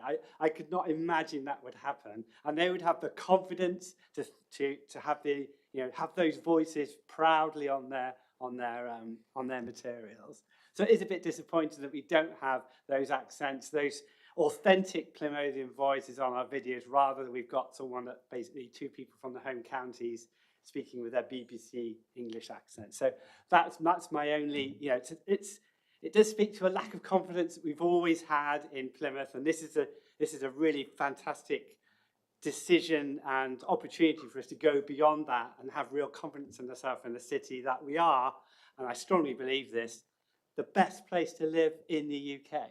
It's where we should be going. It's where and we need to basically just tell people that they will come, the talent will come here, and they'll revolutionise this city in the 20 years going forward. So I think that's my only comment. Thank you, Councillor, for the contributions. Councillor Smith. Thanks, Chair. I think this is amazing. I think it's brilliant. So thank you for the presentation and all the work that's gone into it. I think us as councillors should really be advocates for the city and should be jumping on this and really pushing it rather than being negative about it and aspects that we may not personally like. My only question, it was partly answered by the response to Councillor Rainsford's question about how we get this out there and how we make sure that the right people see it. It's great to hear about those companies that are already involved in the city, kind of pushing it to their people and down their kind of supply lines and stuff. But how are we making sure that individuals see this? Because, we want to attract people who may have no link whatsoever to Plymouth through any company, through any past experience. And I kind of think of, I lived in London after I graduated, and just after I moved to London, Plymouth University started a campaign, an advertising campaign, and all over the tube stations were University of Plymouth posters. And it was really, really noticeable. So I just wonder how we're going to push this beyond the kind of immediate group of companies and industries that we have and get it to individuals, because there are places, not necessarily London, but I think of places like Barrow where they have lots of people with the kind of skills that we want to bring down here. So are we pushing this video out as an ad in Barrow and things like that just to reach as many people as possible? So Councillor Lang wanted to quickly get in there. Yeah, that's the next phase. We needed to have this to share. I wanted to say it's been interesting. So I was in a dental task force yesterday, and then we had a conversation, it came around to recruitment, and I said, have you seen the new branding video? No, we haven't. So all the the people who are around the table at that meeting are going to be sent the video to share so it can support their recruitment. We were at the Devon Business Show this morning and we had a really good reaction on the stand there, and there were a lot of smaller businesses actually at the show, and so they all got to see it. So I think it's about us sharing it and then working out what the plan from Destination Plymouth is for the next phase of this. Now we've got it, how do we get it out there? And I think it's going to help with recruitment. You're coming to the Health and Wellbeing Board, aren't you? So we've talked about that in the health space. Everywhere's got recruitment challenges. We've got it in social workers, in children's social care. So we're going to use it to help to support recruitment there. So I think we brought this here today. It's come to Cabinet, had it at the Devon Business Show today. So it feels like this is a kind of line in the sand. We've done the work. Some people are not going to like it. Some people are, actually, I want to talk about what you said about social media, Chair, because when the film was put on Plymouth Live's Facebook page, it had 114,000 views. It had 1,400 likes and 293 shares, which is pretty impressive for something on Plymouth Live. The slightly more negative article, which tried to do the same thing as Councillor Ricketts, reduce it to X amount of money for a logo, had 354 likes, 87 comments, and no shares. So I think in terms of how it's being received, certainly what we're hearing, obviously, from the partners involved, but even that social media snapshot shows that the film particularly reflects a Plymouth that people know is authentic and is a place we've all got to start being less embarrassed about being proud of, definitely. Thank you, Councillor Lang. Just to give you some context I'm obviously conscious of time, just to let you know that it's we've got Charlotte, we've got Lauren, we've got Josh, and we've got Kev. So just wanted to bear that in mind. Councillor Hodge. Thank you, Chair. Yeah, lush job, brilliant, love it. I have a quick clarificatory question, just on something the leader said in his opening words. You said, Councillor Renz, that we're looking to get 25,000 people into the city, and I just want to ask a quick clarificatory question, because this sort of 25,000 person question is coming up a lot in different areas. We've got 25,000 jobs to fill, which we've had previous scrutiny sessions where we're talking about how much of the domestic pipeline is going to fill those. And I just, whether that's yourself or David, I'm seeing inconsistency in different parts of council's messaging about what is the 25,000 figure. Are these different figures? Are they the same? Can I just get a clarification on that, please? No, I mean, the 25,000 jobs are what we have calculated will be coming between now and 2035. I think we've reported this on a number of occasions now, that the consequences of the dockyard investment will require, yes, jobs into the dockyard. That's about 7,000, about 5,500 to replace current expert workforce in the nuclear side and 2,000 in construction. But then there's a wider benefit coming from the impact of that work over time, including, of course, the house building and all those other construction jobs we need in the wider economy. So that's where that figure comes from. That makes sense. Just the report in your words said 25,000 people coming into the city. It was more framed as. So I just wanted to check the proportion and what the figures were. I think you'll find, if you listen back, I checked myself, saying that we would also need people from this city to be filling a lot of those jobs. But the city will be growing. I mean, people need to get used to this. Our strategic plan for Plymouth, the last one we published, envisaged the city growing to 300 to 350,000. And post LGR, hopefully that's the trajectory that we're going on. So people need to understand that Plymouth is going to be growing, and what we're going to try and do is accelerate that growth. Thank you for that clarification. I think it's this will probably be a theme we return to as a committee as we talk about skills and domestic pipeline and the growth, about where the balance of the people, the talent, the skills, the inclusive growth, as we were just referring before, how they all fit together. I wanted to pick up on, well, firstly, I wanted to congratulate Amanda and the team. I wanted to pick up on something that's at top of page 30 in the papers, which is talking about the longer term financial plans and resource implications for Destination Plymouth in particular. I acknowledge, we've alluded to the fact that we've got this launched, it's fantastic, and now we're going to be putting in place the plan, the sort of set of actions and organised activities that will go to push this out and the coordination around it. The report highlights that from 26-27, funding has been secured through enterprise funding, a work stream to explore longer term strategy, and the future sustainable funding options will be prioritised over the next 12 months. So I'd really love a reaction that sort of combines, our moment is now as a city. It sounds to me like Destination Plymouth is going to become more important than ever before as we go out, not just on the city and national stage, but indeed international stage, to get that inward investment, get the international and national talent to Plymouth. I'd want to see, for example, Amanda, you out on global trade missions with secretaries of state, going to San Francisco's and places of this world, going and saying, come to Plymouth, it's fantastic. And, indeed we see other cities advertising in, parts of the Middle East or other ways about why they're a great destination, to that point of ambition.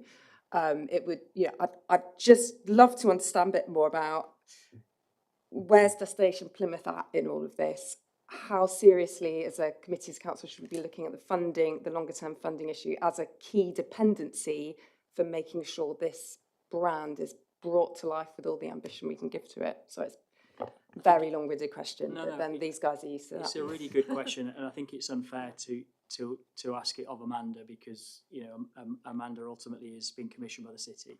So believe it or not, the first report I ever brought to the council 1,000 years ago was to set up Destination Plymouth. That was a piece of work I did. I remember advocating in my interview for the job that I was going to set up tourism and crack on with that. I think I'm in the 4th iteration of funding, and I think a commitment to our passion for it, our innovation for it, and the way we've kept the show on the road, when you just have to look around, not very far away, to see that if you don't look after destination management organisations, they won't exist. And you've seen that. So we've got a pretty creative model in the city. We work with business improvement districts, and there's always been 3 or 4 legs to that stool. So we've always had grant funding, we've used coastal communities money, we've used shared prosperity funding money, we've used some of the Mayflower money. We've always had income, and Amanda's been very successful at that, and there's always been a contribution from the city. So what we have done, as we've created the next period. So, there isn't unconditional funding for anything in this life anymore. So we've created the next period, which really transition us from Mayflower, done the brand work, and now into the Team Plymouth work. I think it would be fair to say that from Plymouth City Council's perspective, we would see more than that, it will be the mechanism for taking many of those messages out will be Team Plymouth. So Destination Plymouth and its campaigns will be asking for funding as an early ask of whatever the defence deal, how that actually lands. So that's absolutely clear that we'll be going there. The other thing I do want to say is that the idea that Destination Plymouth and only Destination Plymouth is going to be all these conferences, that isn't our model, as you know. So, for example, the Freeport is all over the world. Cruise ship partnership is all over the world. The housing team are all over the UK. So the university, for example, is sponsoring the kind of the oceanology, the ocean conferences. We were at DSAI, the defence conference recently. So I think what this comes back to toolkit model. So we have to make sure Destination Plymouth is in a good place, and you've seen what's happened, over the border. That's kind of the space I've occupied. The board are being innovative, and they'll keep doing that. But the model for delivery of the campaigns, the bit you're talking about, I think as well, that's going to depend on what the campaign. So, for example, at the moment, one of the campaigns I think Team Plymouth probably will want is a massive recruitment campaign. I would have thought a massive recruitment campaign. So I could envisage, how are we going to you know, that point you made about the difference between the labour market and the opportunities. Well, we want, and we've got 30,000 people not in economic activity in the city. Well, we're going to focus on our own, but we also need a whole lot of people to think about moving to Plymouth as well. So I would envisage funding may come from that. Our academic institutions might want to take the brand and position it to pitching for students in, they'll pay for that.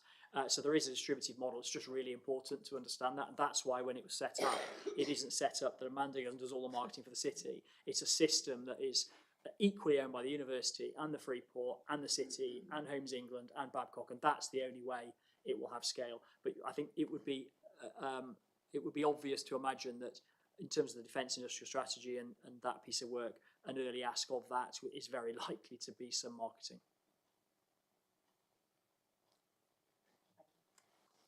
Thank you. Councillor McLean.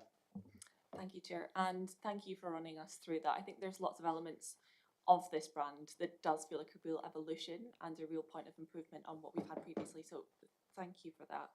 The question that I had was actually around the rollout and deployment of the refresh brand, because I think what I see, I'm on the DNC Co website, it looks really swish, it looks really stylish, and then I think I see it kind of unevenly deployed throughout some of our own channels. Like the website still uses some of the old branding, it hasn't been properly brought up to speed. So I'm wondering, when should we expect to see everything kind of brought up to that standard? Because it's really important that we've put that investment in, we really need to be making the most out of those assets because they are good. And then my other question was, where do we find that brand asset toolkit? I couldn't find it on the website and I'd love to use it. Thank you for your question.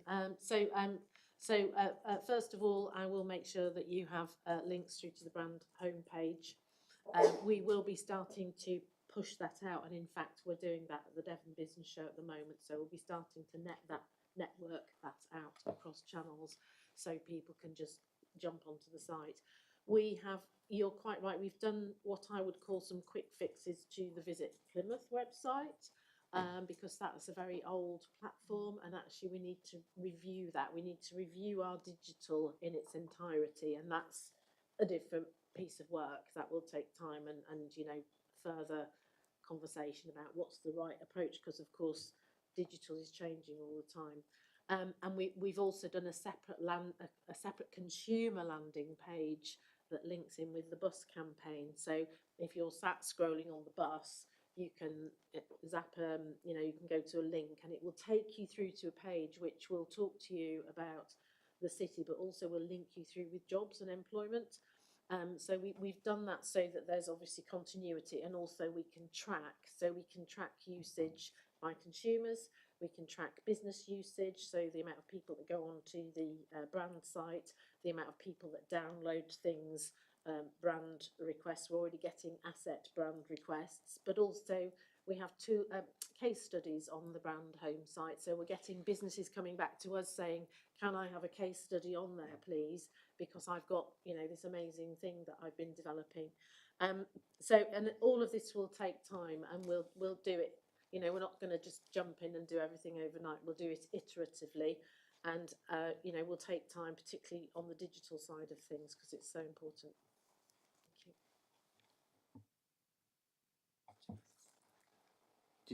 Is it a quick intervention, Jemima, you wanted? When you've got the link, I would just say do go and have a look around at the brand assets, because they are really amazing, and I've seen them used on reports and just bits. It's not the whole thing, but elements of it, and it looks really good. And I wanted to say, somebody this morning at the Devon Business Show said to me, how do I get my images onto that media hub that can be shared? And he wants to submit his work that he's gathered over many years at Plymouth to get onto the hub. So it becomes a much bigger resource that everybody can tap into. Thank you. Councillor McCarthy. Thank you, Chair. And thank you all for your presentation. Really interesting and super, super positive. Seeing the cold water swimmers at the start actually made me feel warm and fuzzy. I like that bit. I'd like to reiterate a lot of what David said. You know, when we look back to sort of the conversations leading up to Britain's Ocean City, you know, one of the stories I really love, and I'll simplify it for this meeting, But anecdotally, people would come into the city, they'd ask a taxi driver, what's good in Plymouth? And they go, well, we've got the Hoe. You know, what has changed since then is phenomenal. You know, the city has pivoted from, you know, its back turned on the ocean to actually acknowledging its key asset, you know, besides Dartmoor. And I think, you know, this piece of work, you know, is huge. You know, this is something that was embedded as sort of DMO branding initially, but has evolved to be something far, far greater. And that is a mean undertaking. And there are very few destinations, not just in this country, but globally, that have managed to pull that off successfully and really pull out their assets. And that is credit to Amanda. You know, she has spent, you know, a very long time working on this. And I've been in countless meetings over the past decade or so where this conversation has gone around and around, and people have talked around, you know, how important it is to be proud of Britain's ocean city. And I genuinely think when you look at this brand and you look at the imagery, you know, it's very hard not to look at that and go, wow, that's really great. That's really impressive.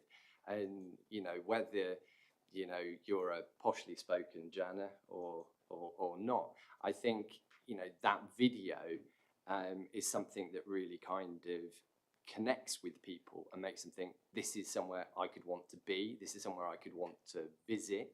And that's huge. And the background of the work that goes into delivering that brand behind it as a marketeer is huge. It's absolutely huge.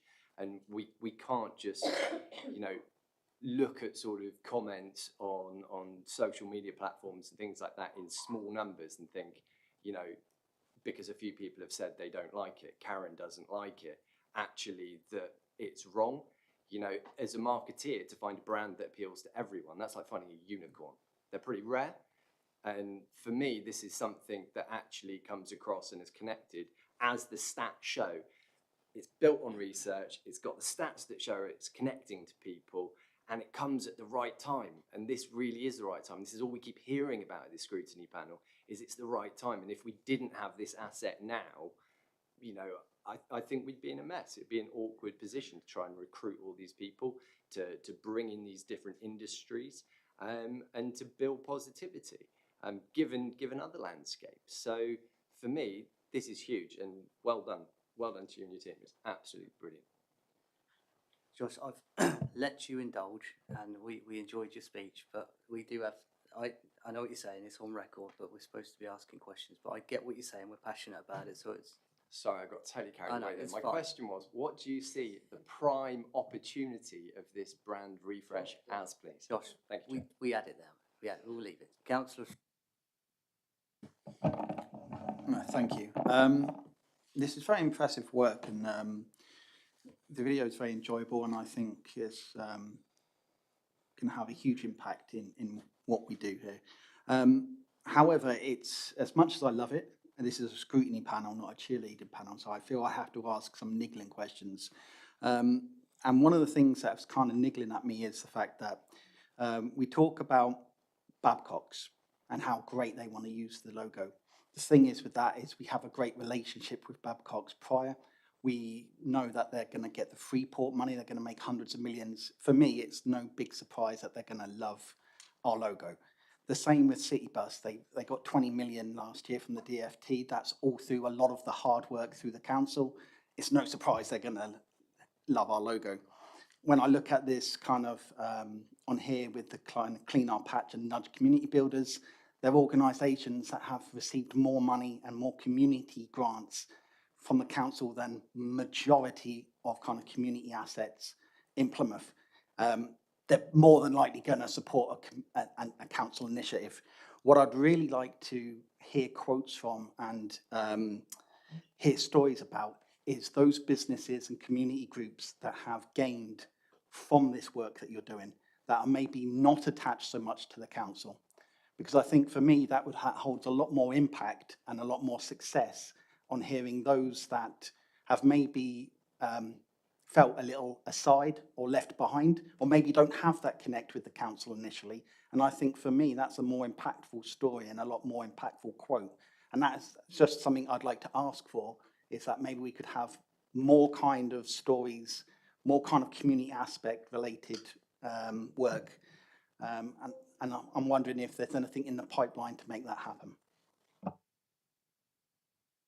Councillor Lang, let's get in there. Amanda can talk about the engagement work and who we engaged with, and I think that will allay some of your concerns. But also, I really want to say it's not a council initiative. This is a city initiative. I've listed all the partners. It's not a council thing. It's a city thing. And I think your question goes back to the questions that have been asked around deployment and how we, and I think it's incumbent on all of us to share it. And I think it's a good challenge to say, maybe in a few months' time, we would like to know a bit more about, some of the, not those headline names, maybe some smaller organisations in the city and how we've been able to reach out to them to ask them, or not to ask them, but to show them. And I think once they see it, they will get on board. But I just think it's really important to say this isn't a council project. This is a city project with loads of partners and loads of engagement, thousands of hours of consultation, and I wouldn't want people to go away from this meeting thinking this is a council thing, because it's not. The council's part of it, but so are many other stakeholders. But I think your challenge is a good challenge, and as we've answered in other questions, it's really incumbent on us all to work out how we empower everybody and anybody in the city who wants to use this branding to have the access they need. And actually, Amanda and the team have done a lot of that work through the website. Follow up, Kevin? Yeah, sorry.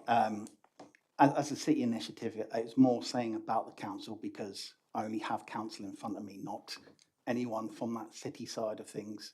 So that was more of the reason why I was kind of relating it to the city, to the council, as that's who I've got in front of me.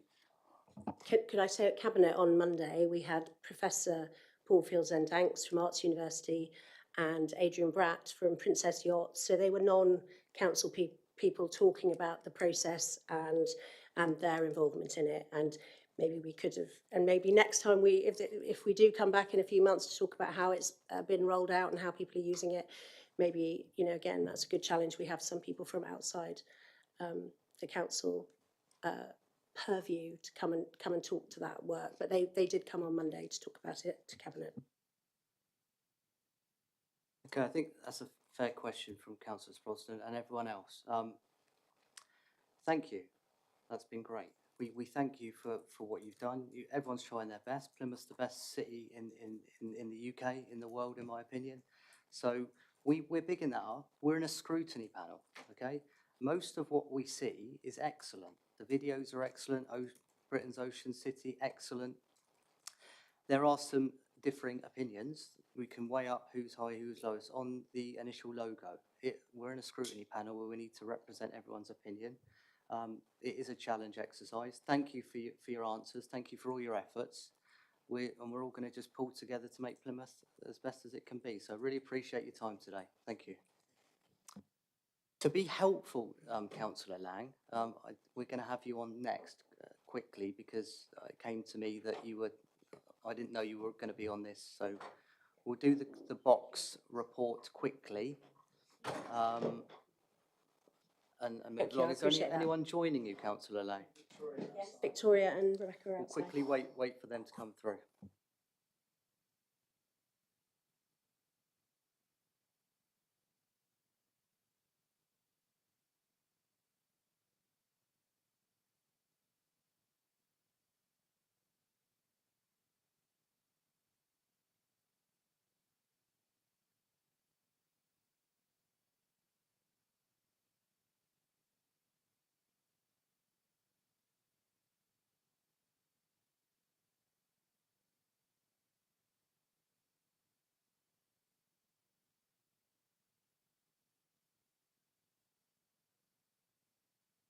Chair, can I ask, I know you've asked that we don't really talk to the report, but they're going to hand out hard copies while you do that. Would you indulge me to speak for 1 minute? Oh, yeah, say a few words.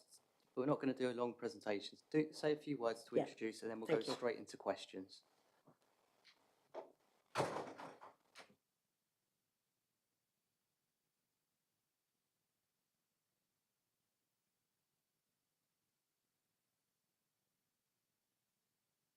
Okay, take us away, Councillor Lang, while they get settled. Thank you. And While you're there's talking. reports in here for everybody. Okay.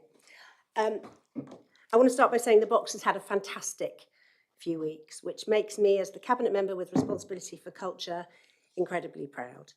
On the 29th of September, it was the actual date of the 5th anniversary of the box opening its doors for the first time during the COVID pandemic. How things have changed. September 2020 was a time of social distancing. 5 years on, the global pandemic is becoming a memory, but nonetheless, it was a very brave and challenging time in which to open a new cultural organisation. Since then, the box has gone from strength to strength with more than 1.1 million visits, an exciting programme of exhibitions and events, and it's changing perceptions of Plymouth, both within and beyond the city. The Herald ran their cover story and a feature on the box on the 6th of October, noting the enormous impact that it has made. So to celebrate the 5th anniversary, a social and economic impact report was commissioned from leading cultural consultants, Counterculture, which Hannah is bringing round, and this was launched on the 5th birthday. The report highlights the incredible range of partnerships that have been developed, an eye-watering £100 million worth of health and wellbeing value, that 89% of all Plymouth schools have visited. We will get to 100%, we absolutely will. And how many of the visitors are new to museums and galleries? And that's 13%, and that's a really, really significant picture. Later in the same week, the box opened a new season of exhibitions, a collaboration with the British Council and the Centre for Contemporary Art in Gdansk. Remember, Respond, Resist is part of the UK Poland season. And at the box, Grace and Perry's iconic tapestries, The Vanity of Small Differences, are presented in one of the galleries. There is archive material from the collection which looks at the relationship between Plymouth and Poland, work from Turner Prize nominated artist Gorzka Makuga, who grew up in Poland and now lives in the UK, and a film by Honorata Martin, a young artist from Gdansk. The exhibitions are thoughtful, beautifully installed, and on show until 11th of January, and I would definitely recommend that you go to see them. And on 8th of October came the announcement that the Department for Culture, Media and Sport, that the box has been awarded in-year funding through the Museum Renewal Fund to support their future sustainability and resilience. This report to Scrutiny is packed with information about the outstanding performance of the box and includes a copy of the impact report. Next year's programme opens with the Beryl Cook exhibition. I can't tell you how many times when people find out that I've got the culture portfolio, when are you going to do a Beryl Cook exhibition? When are you going to do it? Now I can say it is coming next year. The Portrait of May is coming, a collaboration with the National Portrait Gallery, which is Joshua Reynolds' Portrait of May, shown here in Plymouth before it goes to the Getty Museum. So I hope you feel as excited as I do. I just can't wait. There's lots of hard work behind the scenes, but we wouldn't have this unique organisation without our partners, notably Arts Council England, and without the investment that the City Council makes in the box. It takes courage to continue to support culture, but this city needs and deserves to have the best, and I would apply that to the item we just talked about too. We're so fortunate to have the box, Theatre Royal, Market Hall, and many other extraordinary organisations transforming perceptions of Plymouth and impacting on individuals' lives. And don't forget, it's free. I'm joined today by David, by Victoria and Rebecca, and we're all happy to answer any questions that you might have. Thank you, Chair. Councillor McLean. Thank you, Chair, and I always love talking about the box. It's so great. What I've actually really pleased to see recently was the book bag pop-up shop. I was just wondering if you could tell a little bit more about that partnership and what your future plans are to use that space in that kind of innovative ways you are doing currently.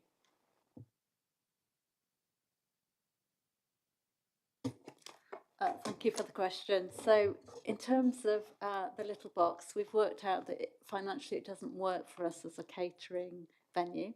So since I think, well, throughout this year, we've worked with different organisations, including Arts University Plymouth, to bring in complementary offers, and I think it has worked quite well. So with the bookshop scheme, our commercial manager, Charlotte Pascoe, worked with them directly, and I couldn't give you, but we can send you more information if you'd like it, the sort of details around the commercial aspects of that. But she selects organisations and companies that really, there's an alignment between their values and our values. From the end of the year, beginning of next year, we are going to be working with a commercial operator to change again the offer, and that tenant will be in place for a year. At the moment, I can't say who it is, but it's quite an exciting opportunity, we think, just for Tavistock Place, for aligning with our values too. But yeah, I think it was just recognising that the little box wasn't particularly working for us and meant that our catering offer was just spread a bit too thinly. So using it for these other opportunities works well in terms of workshops, offering opportunities for other, sometimes community-led organisations in the city to have a venue quite centrally where there's quite a lot of footfall.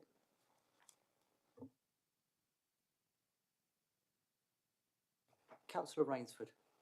Thank you, Chair. It's obviously been an exciting 5 years, and you have done outreach work. Wonder if you could talk us through how much outreach work you're doing. Are you doing pop-ups and things like that? So it's not just based in the box, out of the box.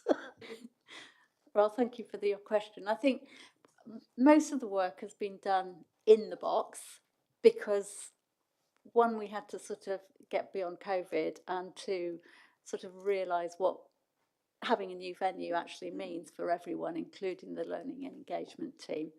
A lot of the work does start out in the community, though, with particularly one member of staff she's only 2 days a week, but she spends more of her time out meeting members of the community. And then I think growing their confidence and bringing them back in to the box, because I think the important thing for us is how do you get people across the threshold, people who might not be very familiar with visiting museums. And as Jemima said, 13% of the audience, which is a large amount, has never been to any kind of cultural venue previously.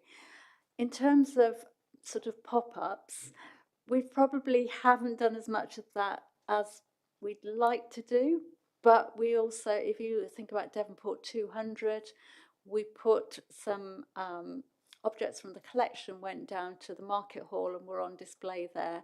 We've actually put on long-term loan to the market hall. There's one of our old signs which relates to the market hall, which has gone back to its sort of rightful place, but it's on a long-term loan. And we're just working out how best to put more of the collection in other parts of the city, whilst also preserving those collections that belong to the city for future generations. So there's a sort of issue between the sort of security and conservation and weighing that up. We're quite short-staffed at the moment, I should add, because if I don't say it, Rebecca, I'm sure will say that. And so there are some issues just about capacity in terms of the collections team and about all the paperwork that's involved. We're an accredited museum, so that is, something definitely worth having and holding on to. In order to be accredited, you have to maintain very high standards at lots of different levels. So that possibly and probably explains why, in terms of pop-up exhibitions, we haven't done so many. But I think, there is a real aim and ambition to get more of our shows out and more of our collections out, not only into Plymouth but beyond, because that also helps the city's profile be elevated. If I can ask a further question. No, I mean, that's actually quite encouraging, because you have only been open for 5 years, and although we've had over 1 million visitors, the fact that you do have a member of staff who goes out and tries to encourage people who've never thought about going to a museum to go through the doors and enjoy it, I think it's an incredibly positive thing. And I do hope that perhaps in the future, some of the wonderful treasures that are buried deep in the box can be shared more widely. Thank you. Yeah, and I'd agree. And I think also we have to look also to the digital world and what can that offer for the future. Jemima's jumping in quickly. Yeah, it's only quick.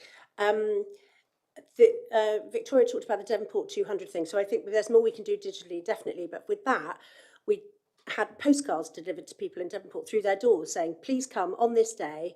And we know we had lots of visitors who hadn't been to the box before, but because it was about their area, they were really, really interested to come. And we have pop-ups at West End Carnival. There was a pop-up.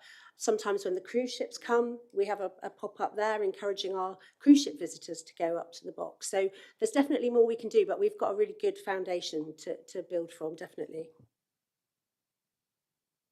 Councillor Smith and then Charlotte to finish off.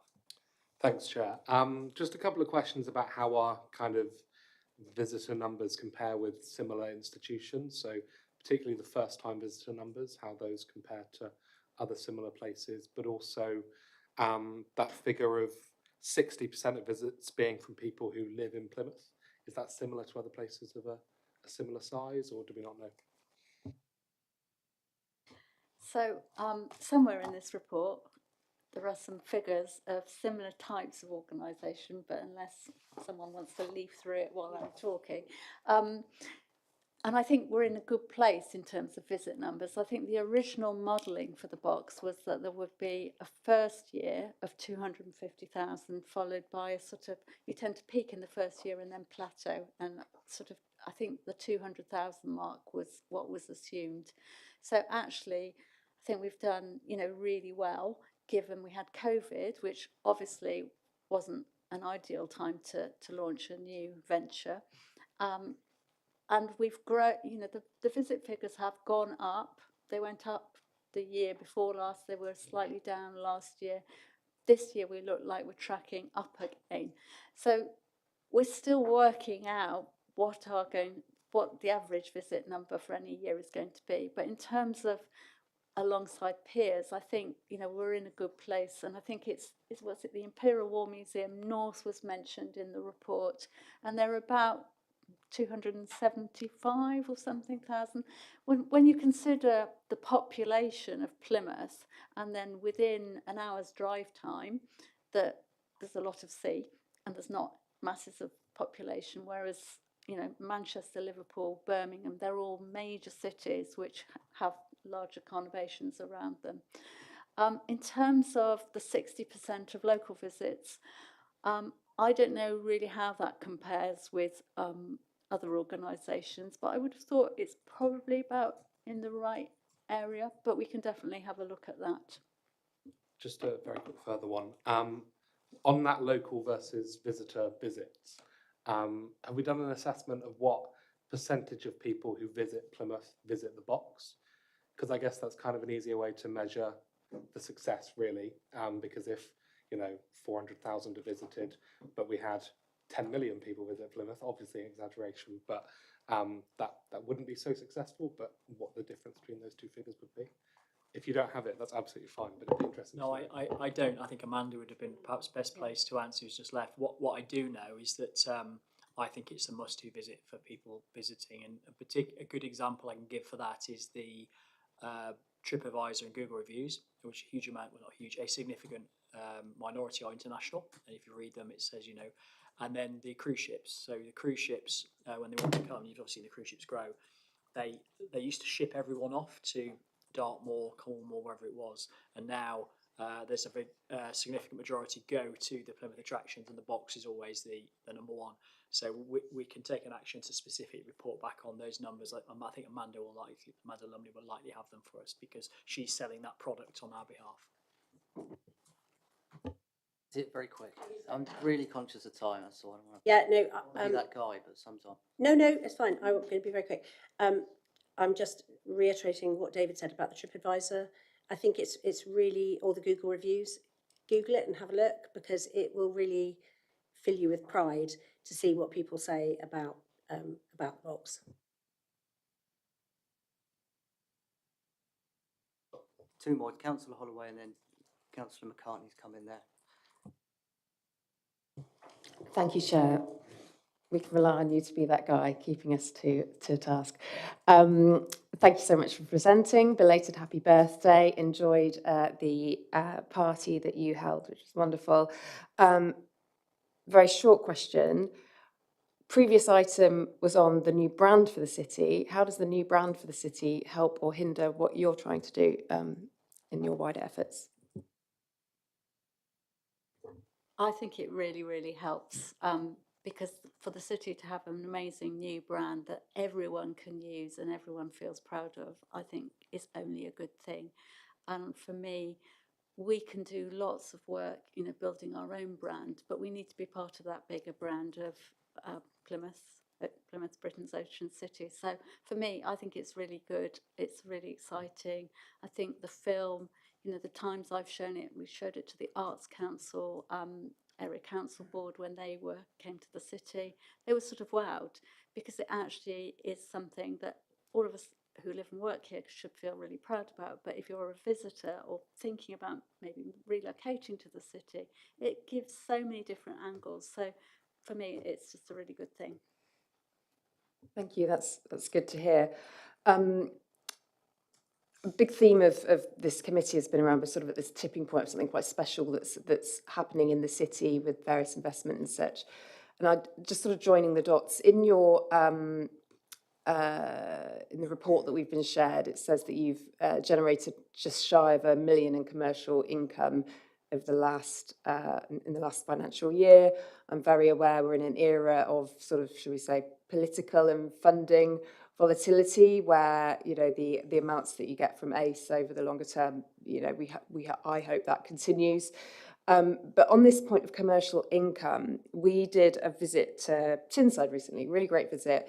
And one theme that came up was sort of, we've got a lot of anchor institutions in the city sort of offering similar types of space offerings, that sort of commercial offer. And I just wondered, are you finding other institutions in the city entering into where you traditionally raise commercial income? Are we sort of raising all ships here, or are institutions all competing for the same bit of the pie? Or is my question inherently flawed? No, it's a good question. And I think to stay ahead of the game, we have to be thinking about new ideas all the time.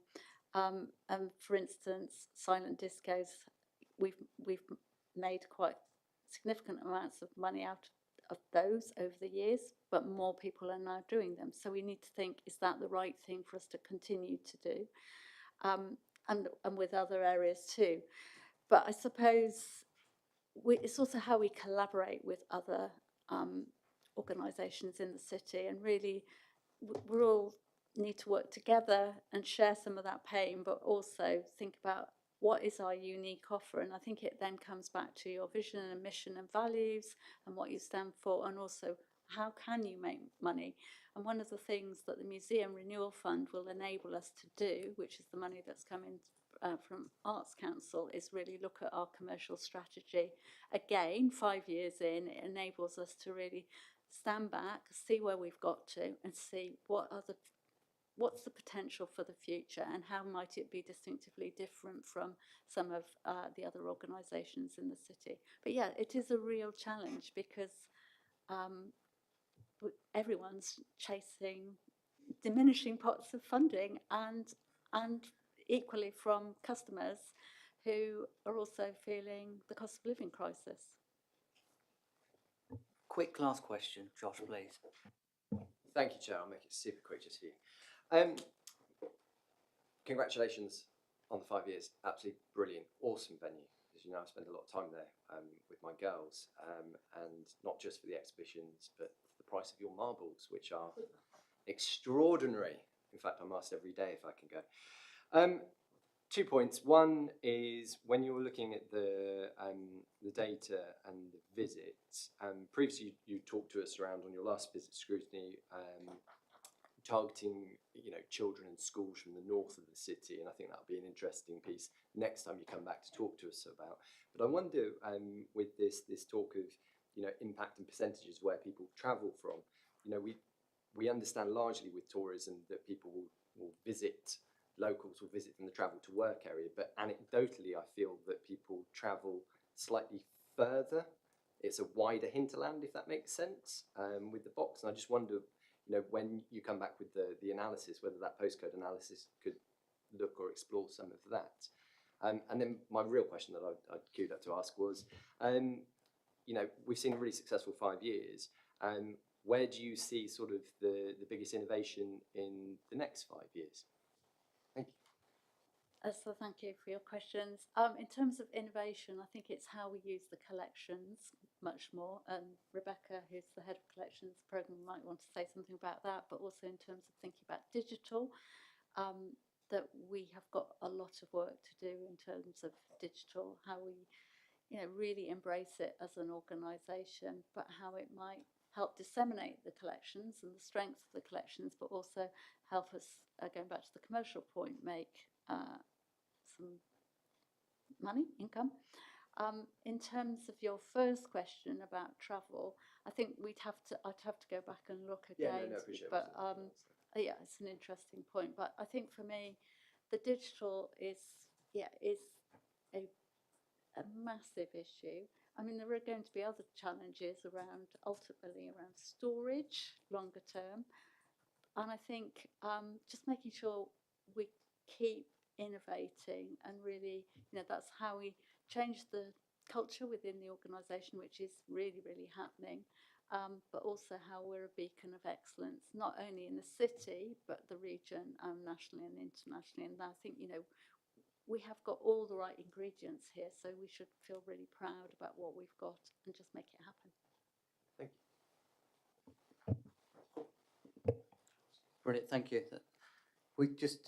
I'm conscious, David, we're on the same hymn sheet, that Rebecca needs to say a few words because she's come, and then Jemima, if you want to wrap up, okay, I'm really conscious of time. Just very briefly, that the collection of the box is 2 million objects, artworks, artifacts. It's I moved here 2 years ago from Birmingham Museums, which is one of the biggest kind of museums organisations in the country. They only have 1 million. So, it's something really to be proud of. And I think the fact that the box is a museum, gallery and archive is something that we need to lean into a lot more and create a much more kind of rounded programme that brings the collections in more strongly. So, yeah, thank you. Mine was purely anecdotal, as you said, Josh, but I went to one of the innovations we've done is Super Saturdays, which are incredible innovative workshops and activities and things based around whatever the exhibition is, or a theme, or an anniversary or something. And I went to the surrealism one. There were a load of workshops through the day, and I went to the ceramics workshop, and I sat next to a woman who'd come from Bristol on the train to do all the workshops, had lunch at the box, had never been to Plymouth before, didn't even know the box existed, but was a real expert in surrealism, and was like, wow, I've discovered Plymouth. And she discovered Plymouth because of the box. And I just thought that was real incredible testament to the box and its reach, that she decided to come for a whole day to Plymouth to enjoy the activities there. Brilliant. Really, really appreciate that. There's so many good things to say about the box. Okay, it's all positive stuff. Really appreciate all your efforts. Thank you. We will now move to the last item, which is Plan for Nature, and I believe Glenn is rounding them up as quickly as he can, so we can get that done. Thank you.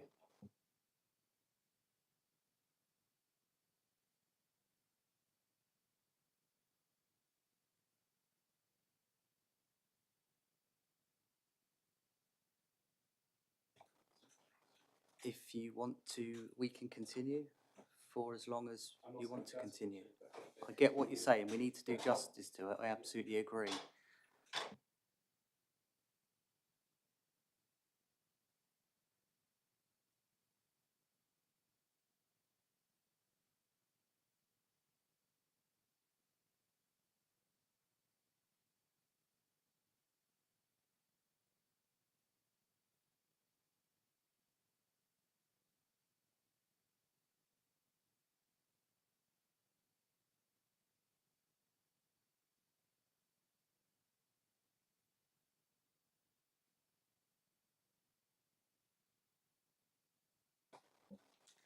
Welcome everyone. Councillor Smith makes a very good point.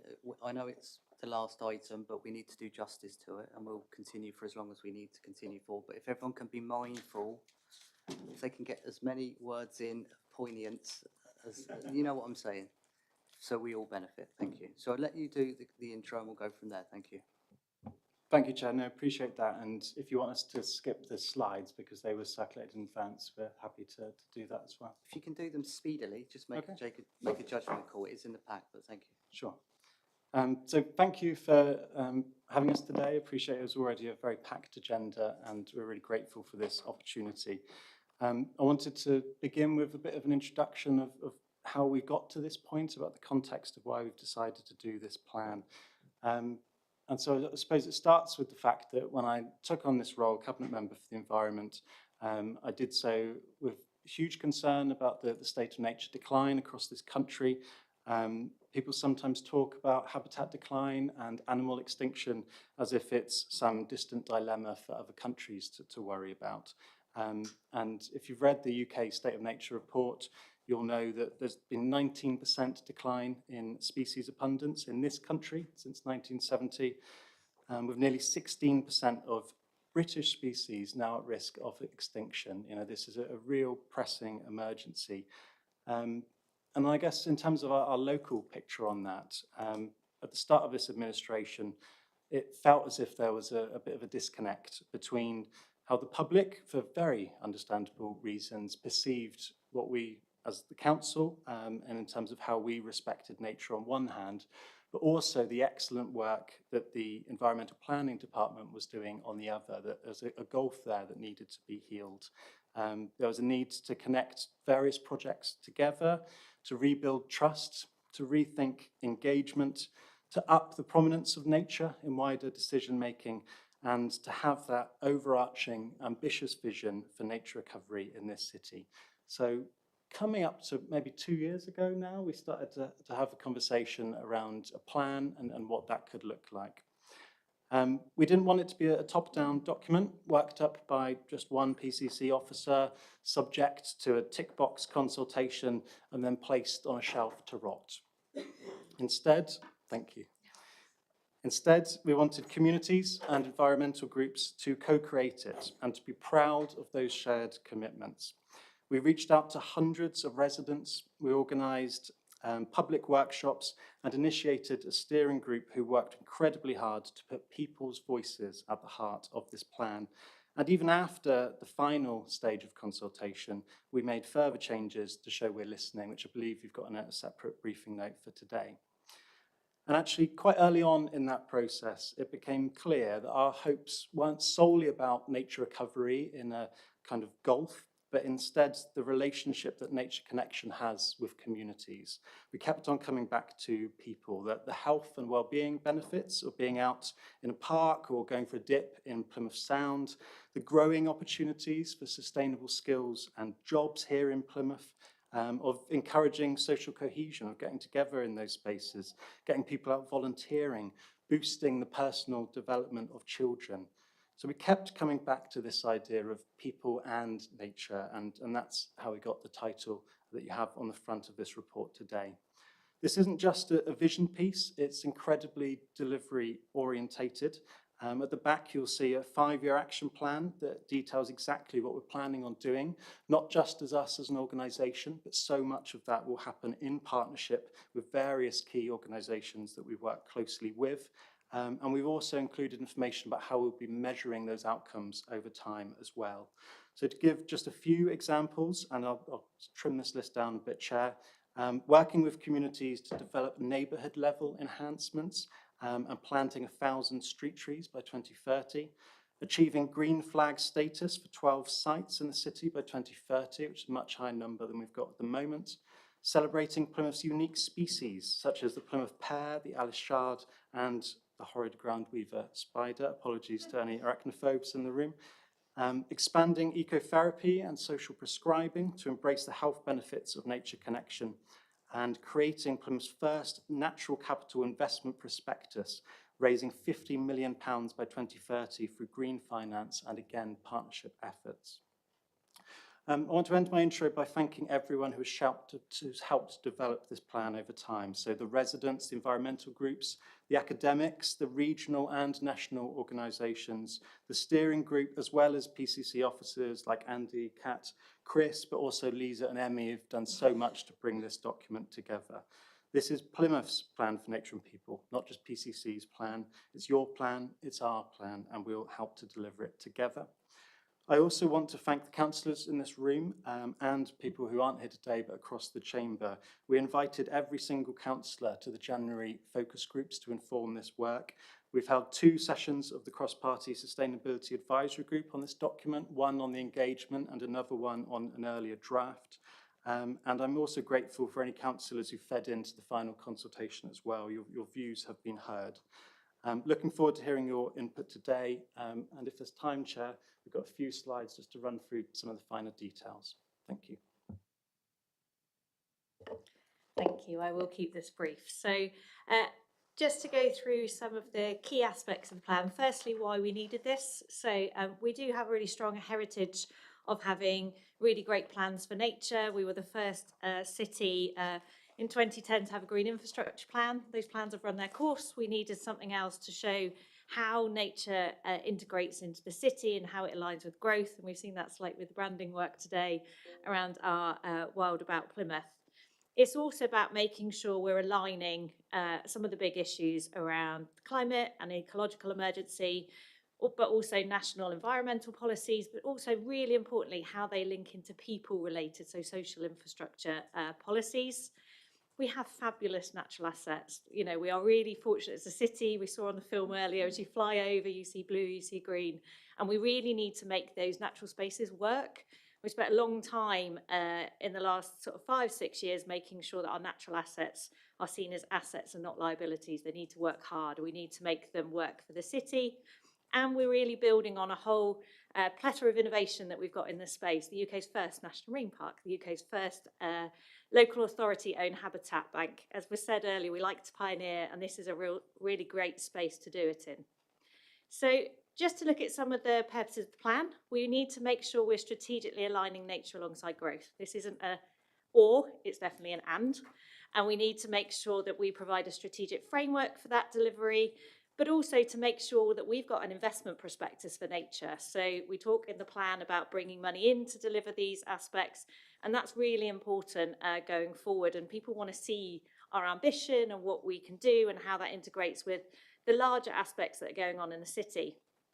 And what we've put in here is 5 key objectives, and they very much are around not just one aspect about people or one aspect about nature. Every time, how do these things come together? How do we promote nature richness alongside inclusivity? How do we put engagement alongside innovation and make sure it all works together? And as we really important from the beginning that we have a plan we're delivering and can credibly show action year on year against those actions that we've picked out.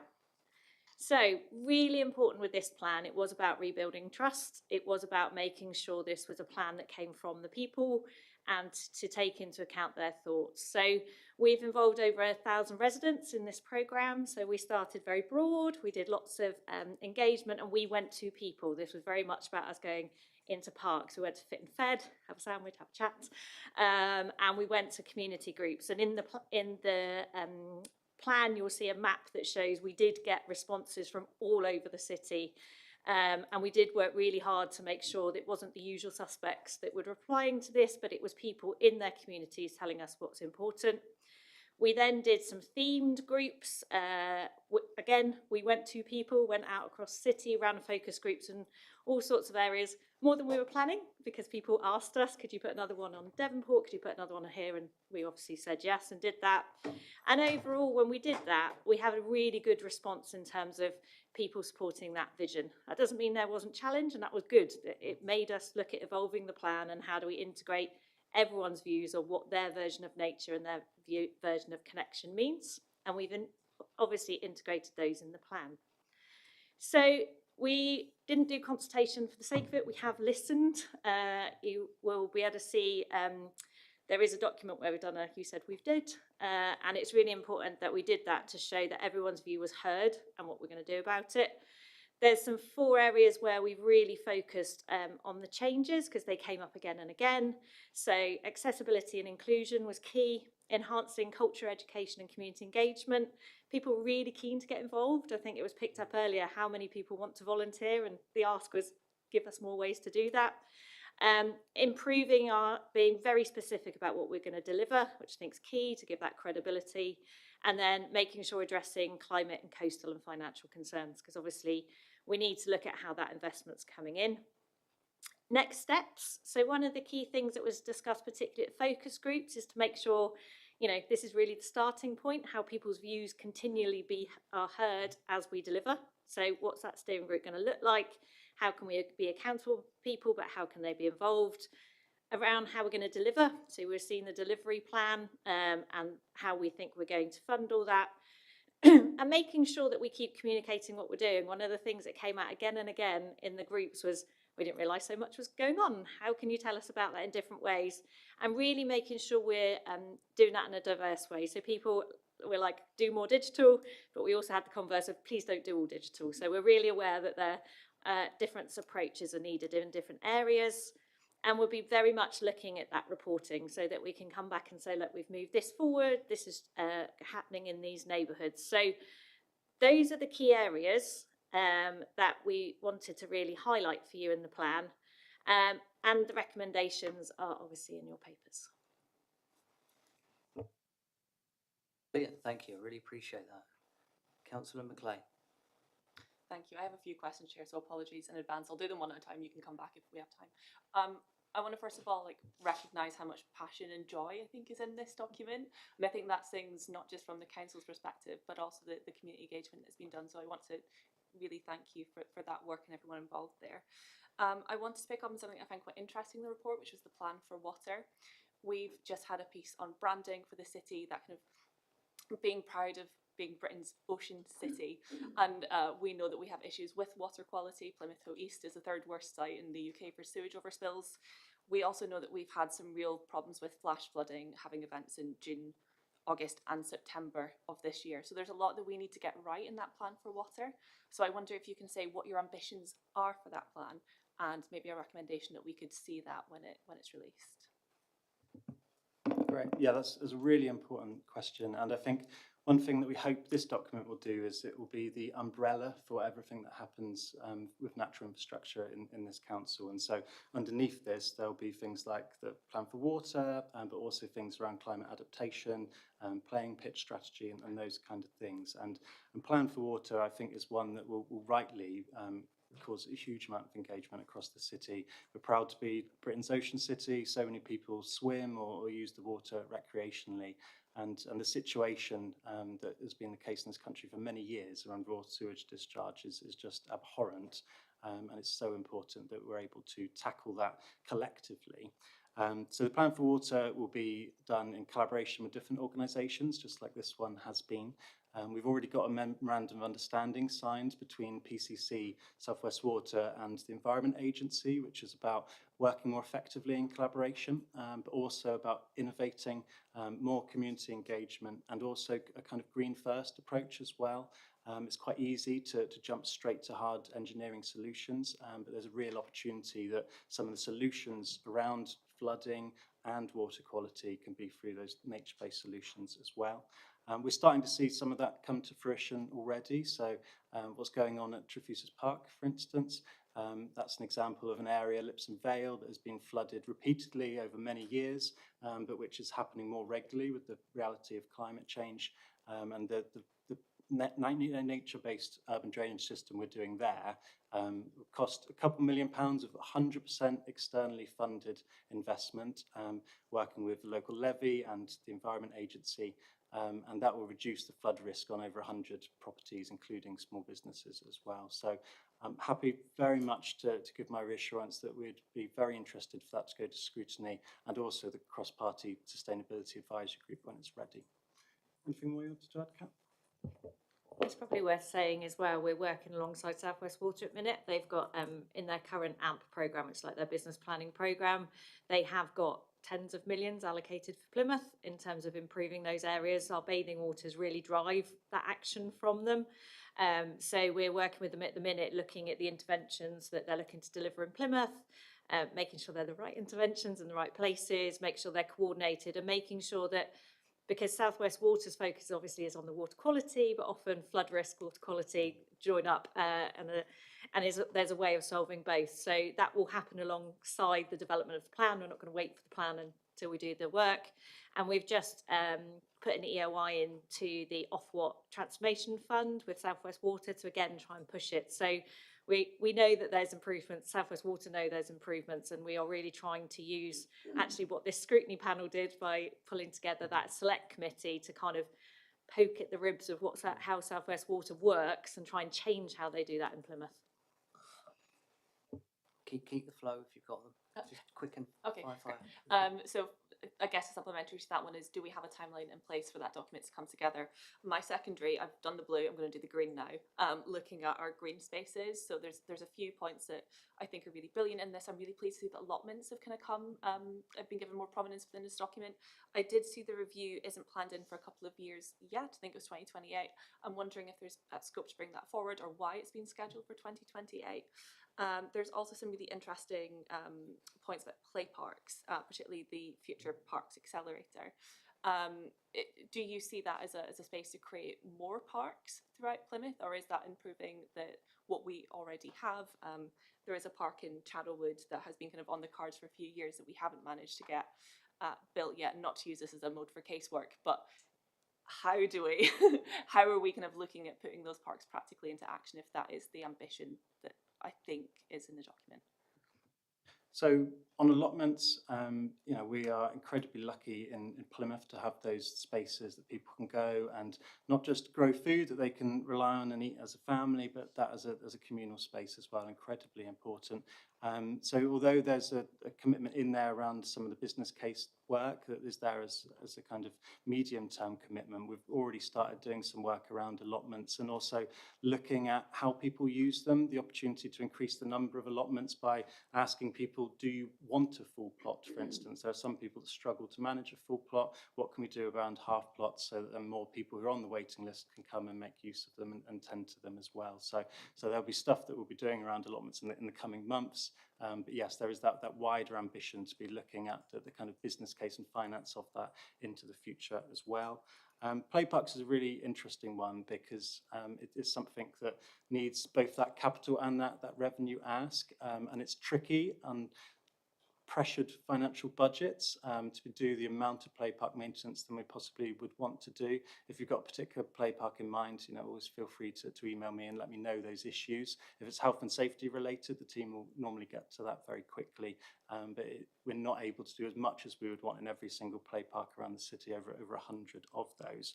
But one of the things we'll be doing as part of this wider strategy as well is to look at play opportunities in natural spaces as well, and to kind of that opportunity to take it back to almost a nostalgic back to basics, which is what can we do around access to green and blue spaces to make those areas come alive so that people can use those on top of that traditional play equipment as well. And I think there's some great opportunities there too.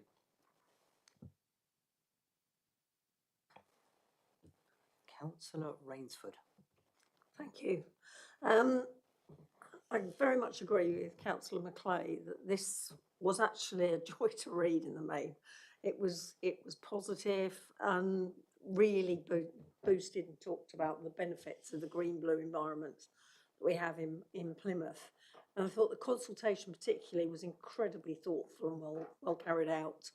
As I was reading through the paperwork, I'm sitting there thinking, I need to ask a question about what we're actually going to do. What are the actionable points? And then lovely Appendix A, which is a very good format, Chair, where, people said this and this is what we've done and why we've done it. I thought was a really good way of explaining how the council was responding to public concerns. So keep doing more of that, please. My question is actually about next steps, and you talk about setting up a steering group to look at this. Can I ask what the expected makeup of that steering group is likely to be? Who will you be pulling on? And I would also like to positively suggest, Chair, amongst their recommendations is that they return to the committee annually. I thoroughly support that proposal.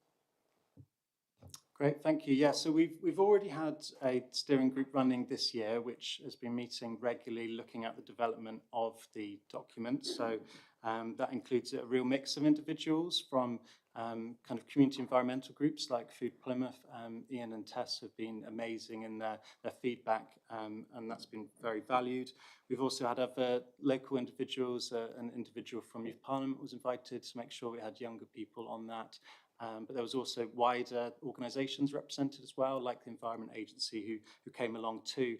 And of course, some of our bigger partners like National Trust, who are really invaluable and have worked with us on lots of different projects. So that has been an invaluable part of the process. And I guess what we wanted to do and what we wanted to commit to in this is to continue to open that up, to have a larger, broader and more diverse steering group going ahead. So we want to have more environmental local voices involved, but we also want to make sure that we have more representative residents there as well, that we have people who might be playing devil's advocate on certain issues, who might just be representing a very politically neutral residents association, but have strong views on grass cutting and weeding. But we need to make sure we're listening to those dissenting voices as well. And so that will be considered as part of the makeup of that steering group too. The other part in terms of the transparency is that steering group will offer us an opportunity to make sure that the actions in this have a kind of transparent reporting period as well. And so that's being tracked over time. It'll go to them as public representatives. It will of course come to Scrutiny if that's what Scrutiny agreed today. And so everything that we're continuing to progress on, or bits that might maybe have challenges along the way, that will be very much in the public domain. Thank you. And if I can perhaps raise a point that might appeal to the chair, and it's about language of organisations. You talk about monitoring reported will be supported by citizen science. Could you please explain what citizen science is? Very good question. So I guess citizen science is making sure that we're obviously listening to academics, making the most of our amazing institutions in Plymouth, from the university to PML and beyond, Marina Institute.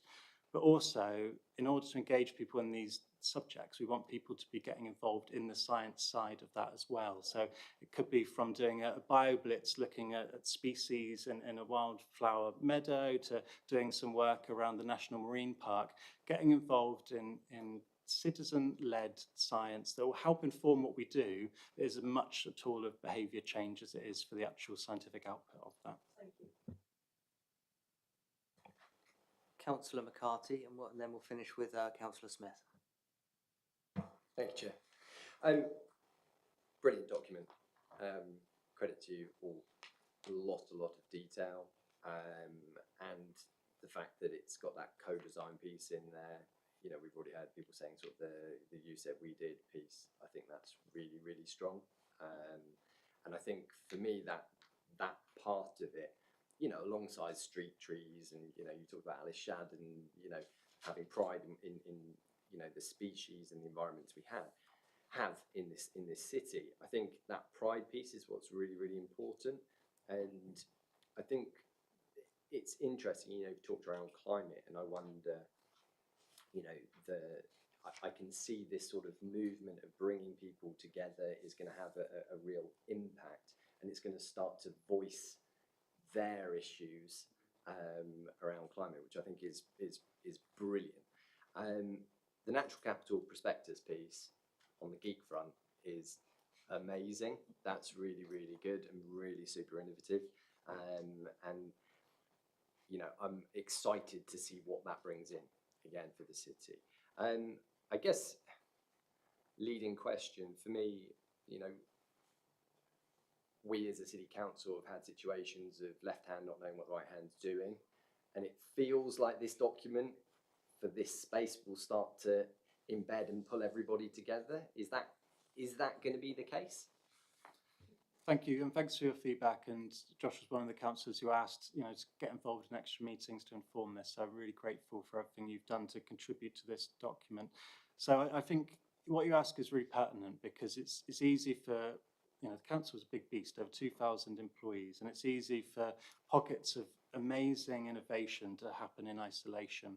And what we're trying to do with this document and what we've been working on for the last couple of years is making sure that these experts, those ecologists, those environmental planners are really at the heart of wider decision making across the council. So partly that's helped by the climate impact assessment. So all key decisions now having to be assessed on 8 different environmental criteria, which yes, includes the kind of net zero side of my portfolio, but also things like biodiversity and air quality and water quality, so that any decision over a couple hundred grand has to be very clearly documenting those impacts, but also the mitigations. So I think that's been a really helpful piece of that puzzle. But what this does is it's given us that leverage to be knocking on those other departments, those other cabinet members, and making sure this is something that we see as being collectively responsible for, having those conversations with transport and with housing, and looking at how we can do nature alongside growth in that way that has that mutual beneficial relationship. And so I think that's already started to happen, but I think that this is a crucial part of that puzzle. Councillor Smith. Thanks, Chair. I mean, I agree with what everyone has said already. It's a great report, brilliant to read. Well done for all the work on it. Just a very quick question on a very brief reference to working with health partners in the plan and how we can make the most of that. And I just wondered if you could go into a little bit more detail about what that could look like and what the opportunities are there. So I think health has been, and this comes a bit back to Josh's question a minute ago about the interdisciplinary opportunities that come with nature.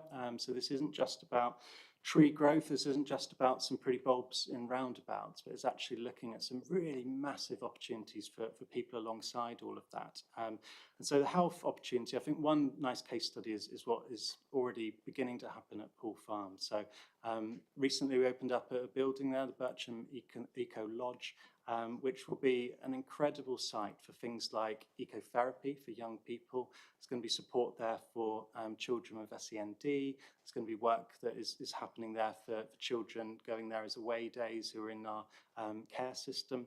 And so what that's doing is taking individuals with mild to moderate mental health issues and saying that there is another route that we can support you as an organisation. So this year we've had a trained mental health practitioner there associated with Live Well, who's done amazing work with individuals. And whilst I can't get involved on an individual level for confidentiality reasons, hearing some of the stories that have come out of that particular programme has been incredibly moving. And so what we're working on now is how do we grow that? How is that something that can be built on in the future?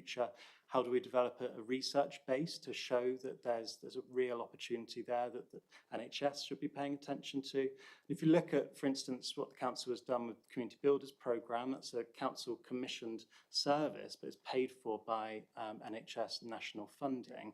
I think there's an opportunity to do equivalent things with health and nature as well. And you look at things like green social prescribing, it's an area that's really growing and that Plymouth is really leading the way on. Kat, you've really championed this in Thereford Community Parks. Anything more you wanted to add?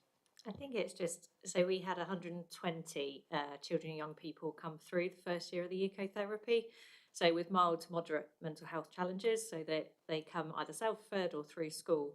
And I think it's really telling how powerful nature is as a therapist, because 89% of them said that their anxiety had improved. So, this is making sure that they don't get to the point where they need to be in the system. Actually, it's a much more friendly, welcoming approach actually in being in nature. We've got some absolutely amazing stories of the difference it is making to these young people in terms of those that hadn't left their bedrooms for a year are coming out, they're finding these spaces, just a really welcoming, relaxing, inclusive place to be. And I think that's just 1 year, and it was our first trial year, but we're now putting that into, we're calling it Blue Mines, so we're running it now out of Tyneside as well to try that space. And you can see the power and the impact of this if we can grow it. So that's just one example, but I think it just shows the power of, again, putting nature with health to really try and drive a change.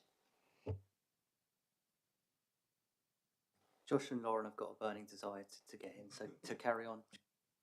Josh, you were first. I'm doing it in order. Thank you, Chair. No, sorry, one of the pieces I noted down that I didn't actually ask you about was, you talked around sort of how this is going to bring different people together. Laura mentioned sort of the plan for water, and I waxed lyrical, and I won't do that, Steve, I promise, when we add South West Water in. But I did wonder whether actually this is now the opportunity to start to convene agencies more broadly. So I guess a ward-specific example, but it's one that applies across the city. So in St Budo, we get smells. Some people say they're airborne from the incinerators. Some people say they're from overflow from the sewage. Both agencies work independently to sort of say what they're doing to resolve said smells, but it just feels like maybe now's a nice time to convene them together, so together they can work out what the causes are, because it's just one of those pieces that, you know, together we are stronger. Yeah, thank you. No, happy to pick that one up. Outside of this meeting, you know, we've had similar comments from Ernest Settle from Plymouth, where councillors have had this come to them because people aren't sure who to turn to. They've got suspicions of where it might be, but you get the computer says no from those external organisations. And if I can help open some doors or bring people to the table to have that conversation and look for answers, I'd be happy to discuss that with you later. Thank you, Chair.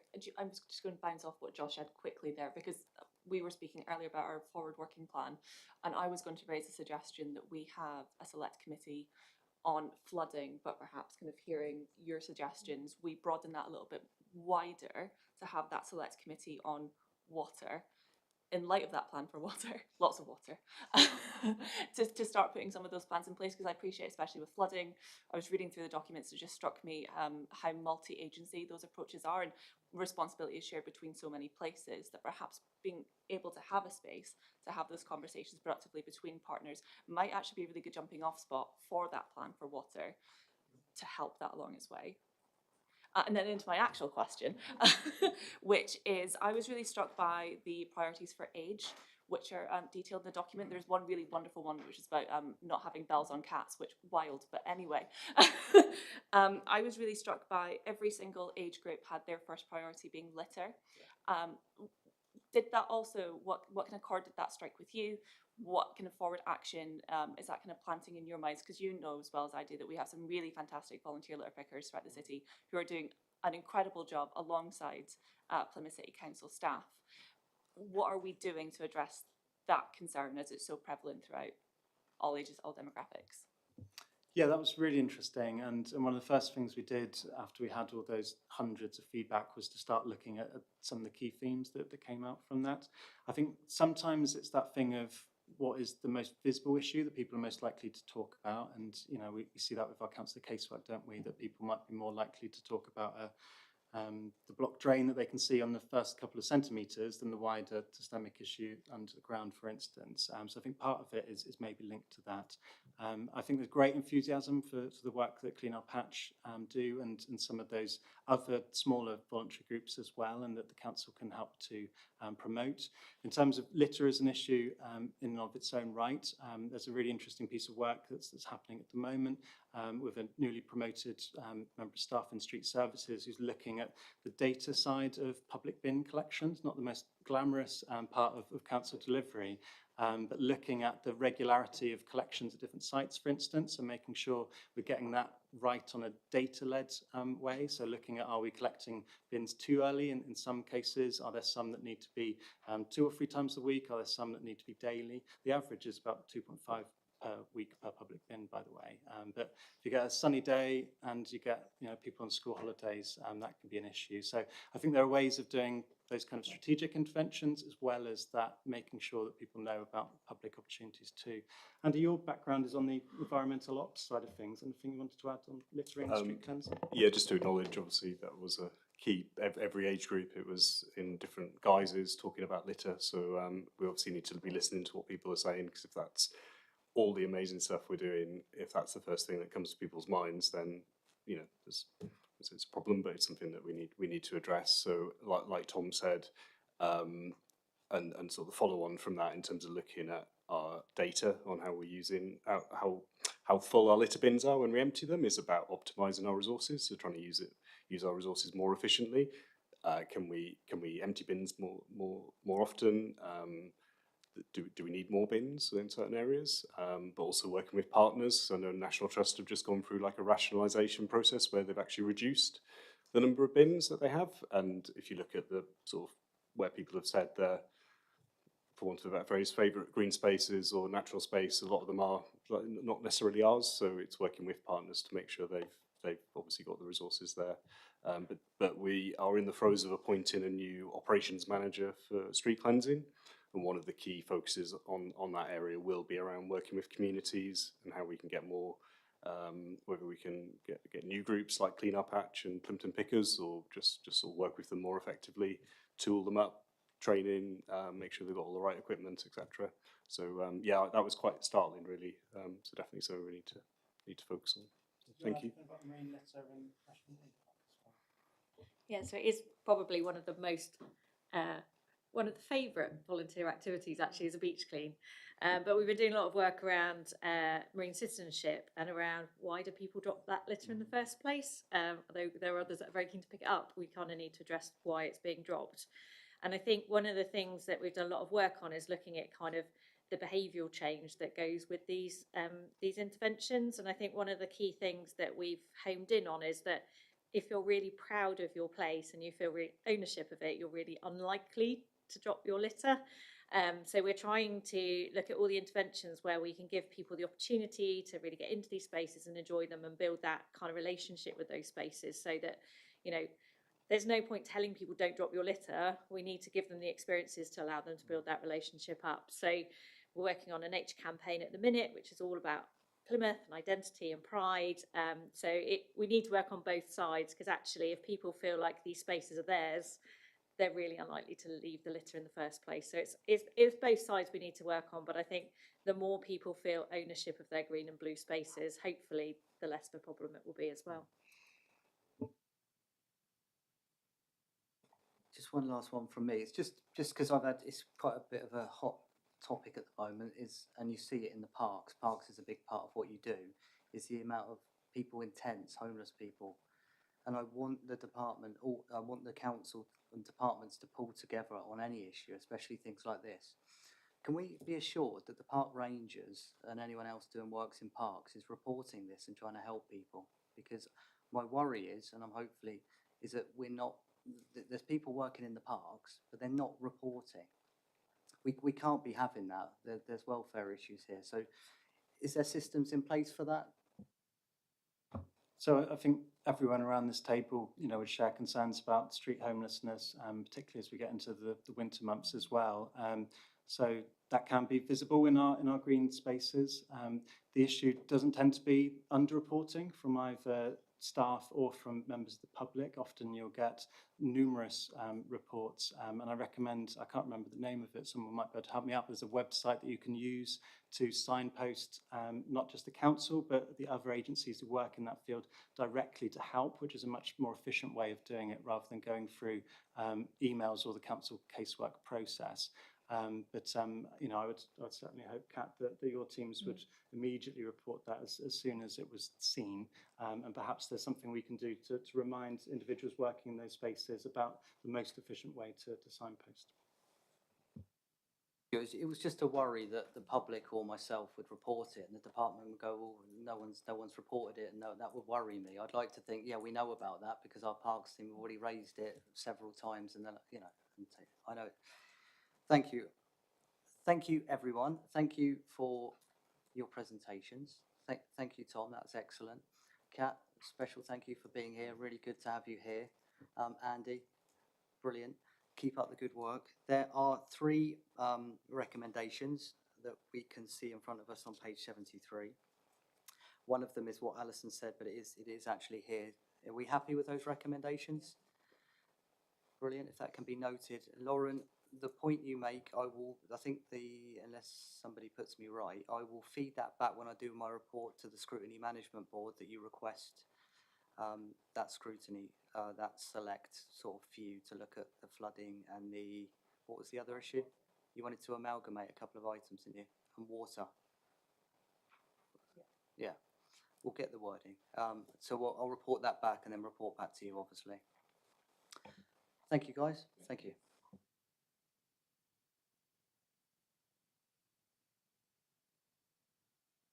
So now we move on to the work programme. Everybody happy with that? Fantastic. Sorry, Chair. We do have one item that's due to be scheduled for this year that doesn't have a prioritisation score attached to it. It has been languishing on our forward planning for quite a while, since 2023. That's that embedding play in our local planning. So an ask of when might that be coming up? Through you, Chair, it's something I've been actively chasing with officers, but as you've brought it up now, I'll go back and inquire a little more into it. Magic, thank you, Hannah.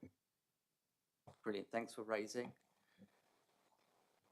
Anything with the action log there, Hannah, that we haven't mentioned?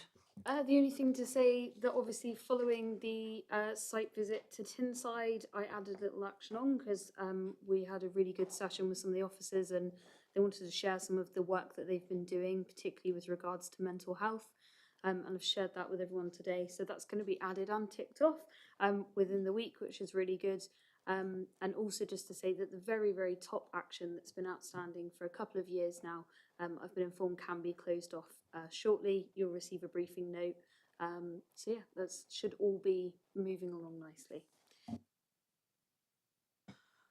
Guys, I just want to thank everyone. It was a long meeting, but actually sometimes it just goes that way. These are really meaty current events that we just had to do today. So I thank everyone for their contributions. Thank you.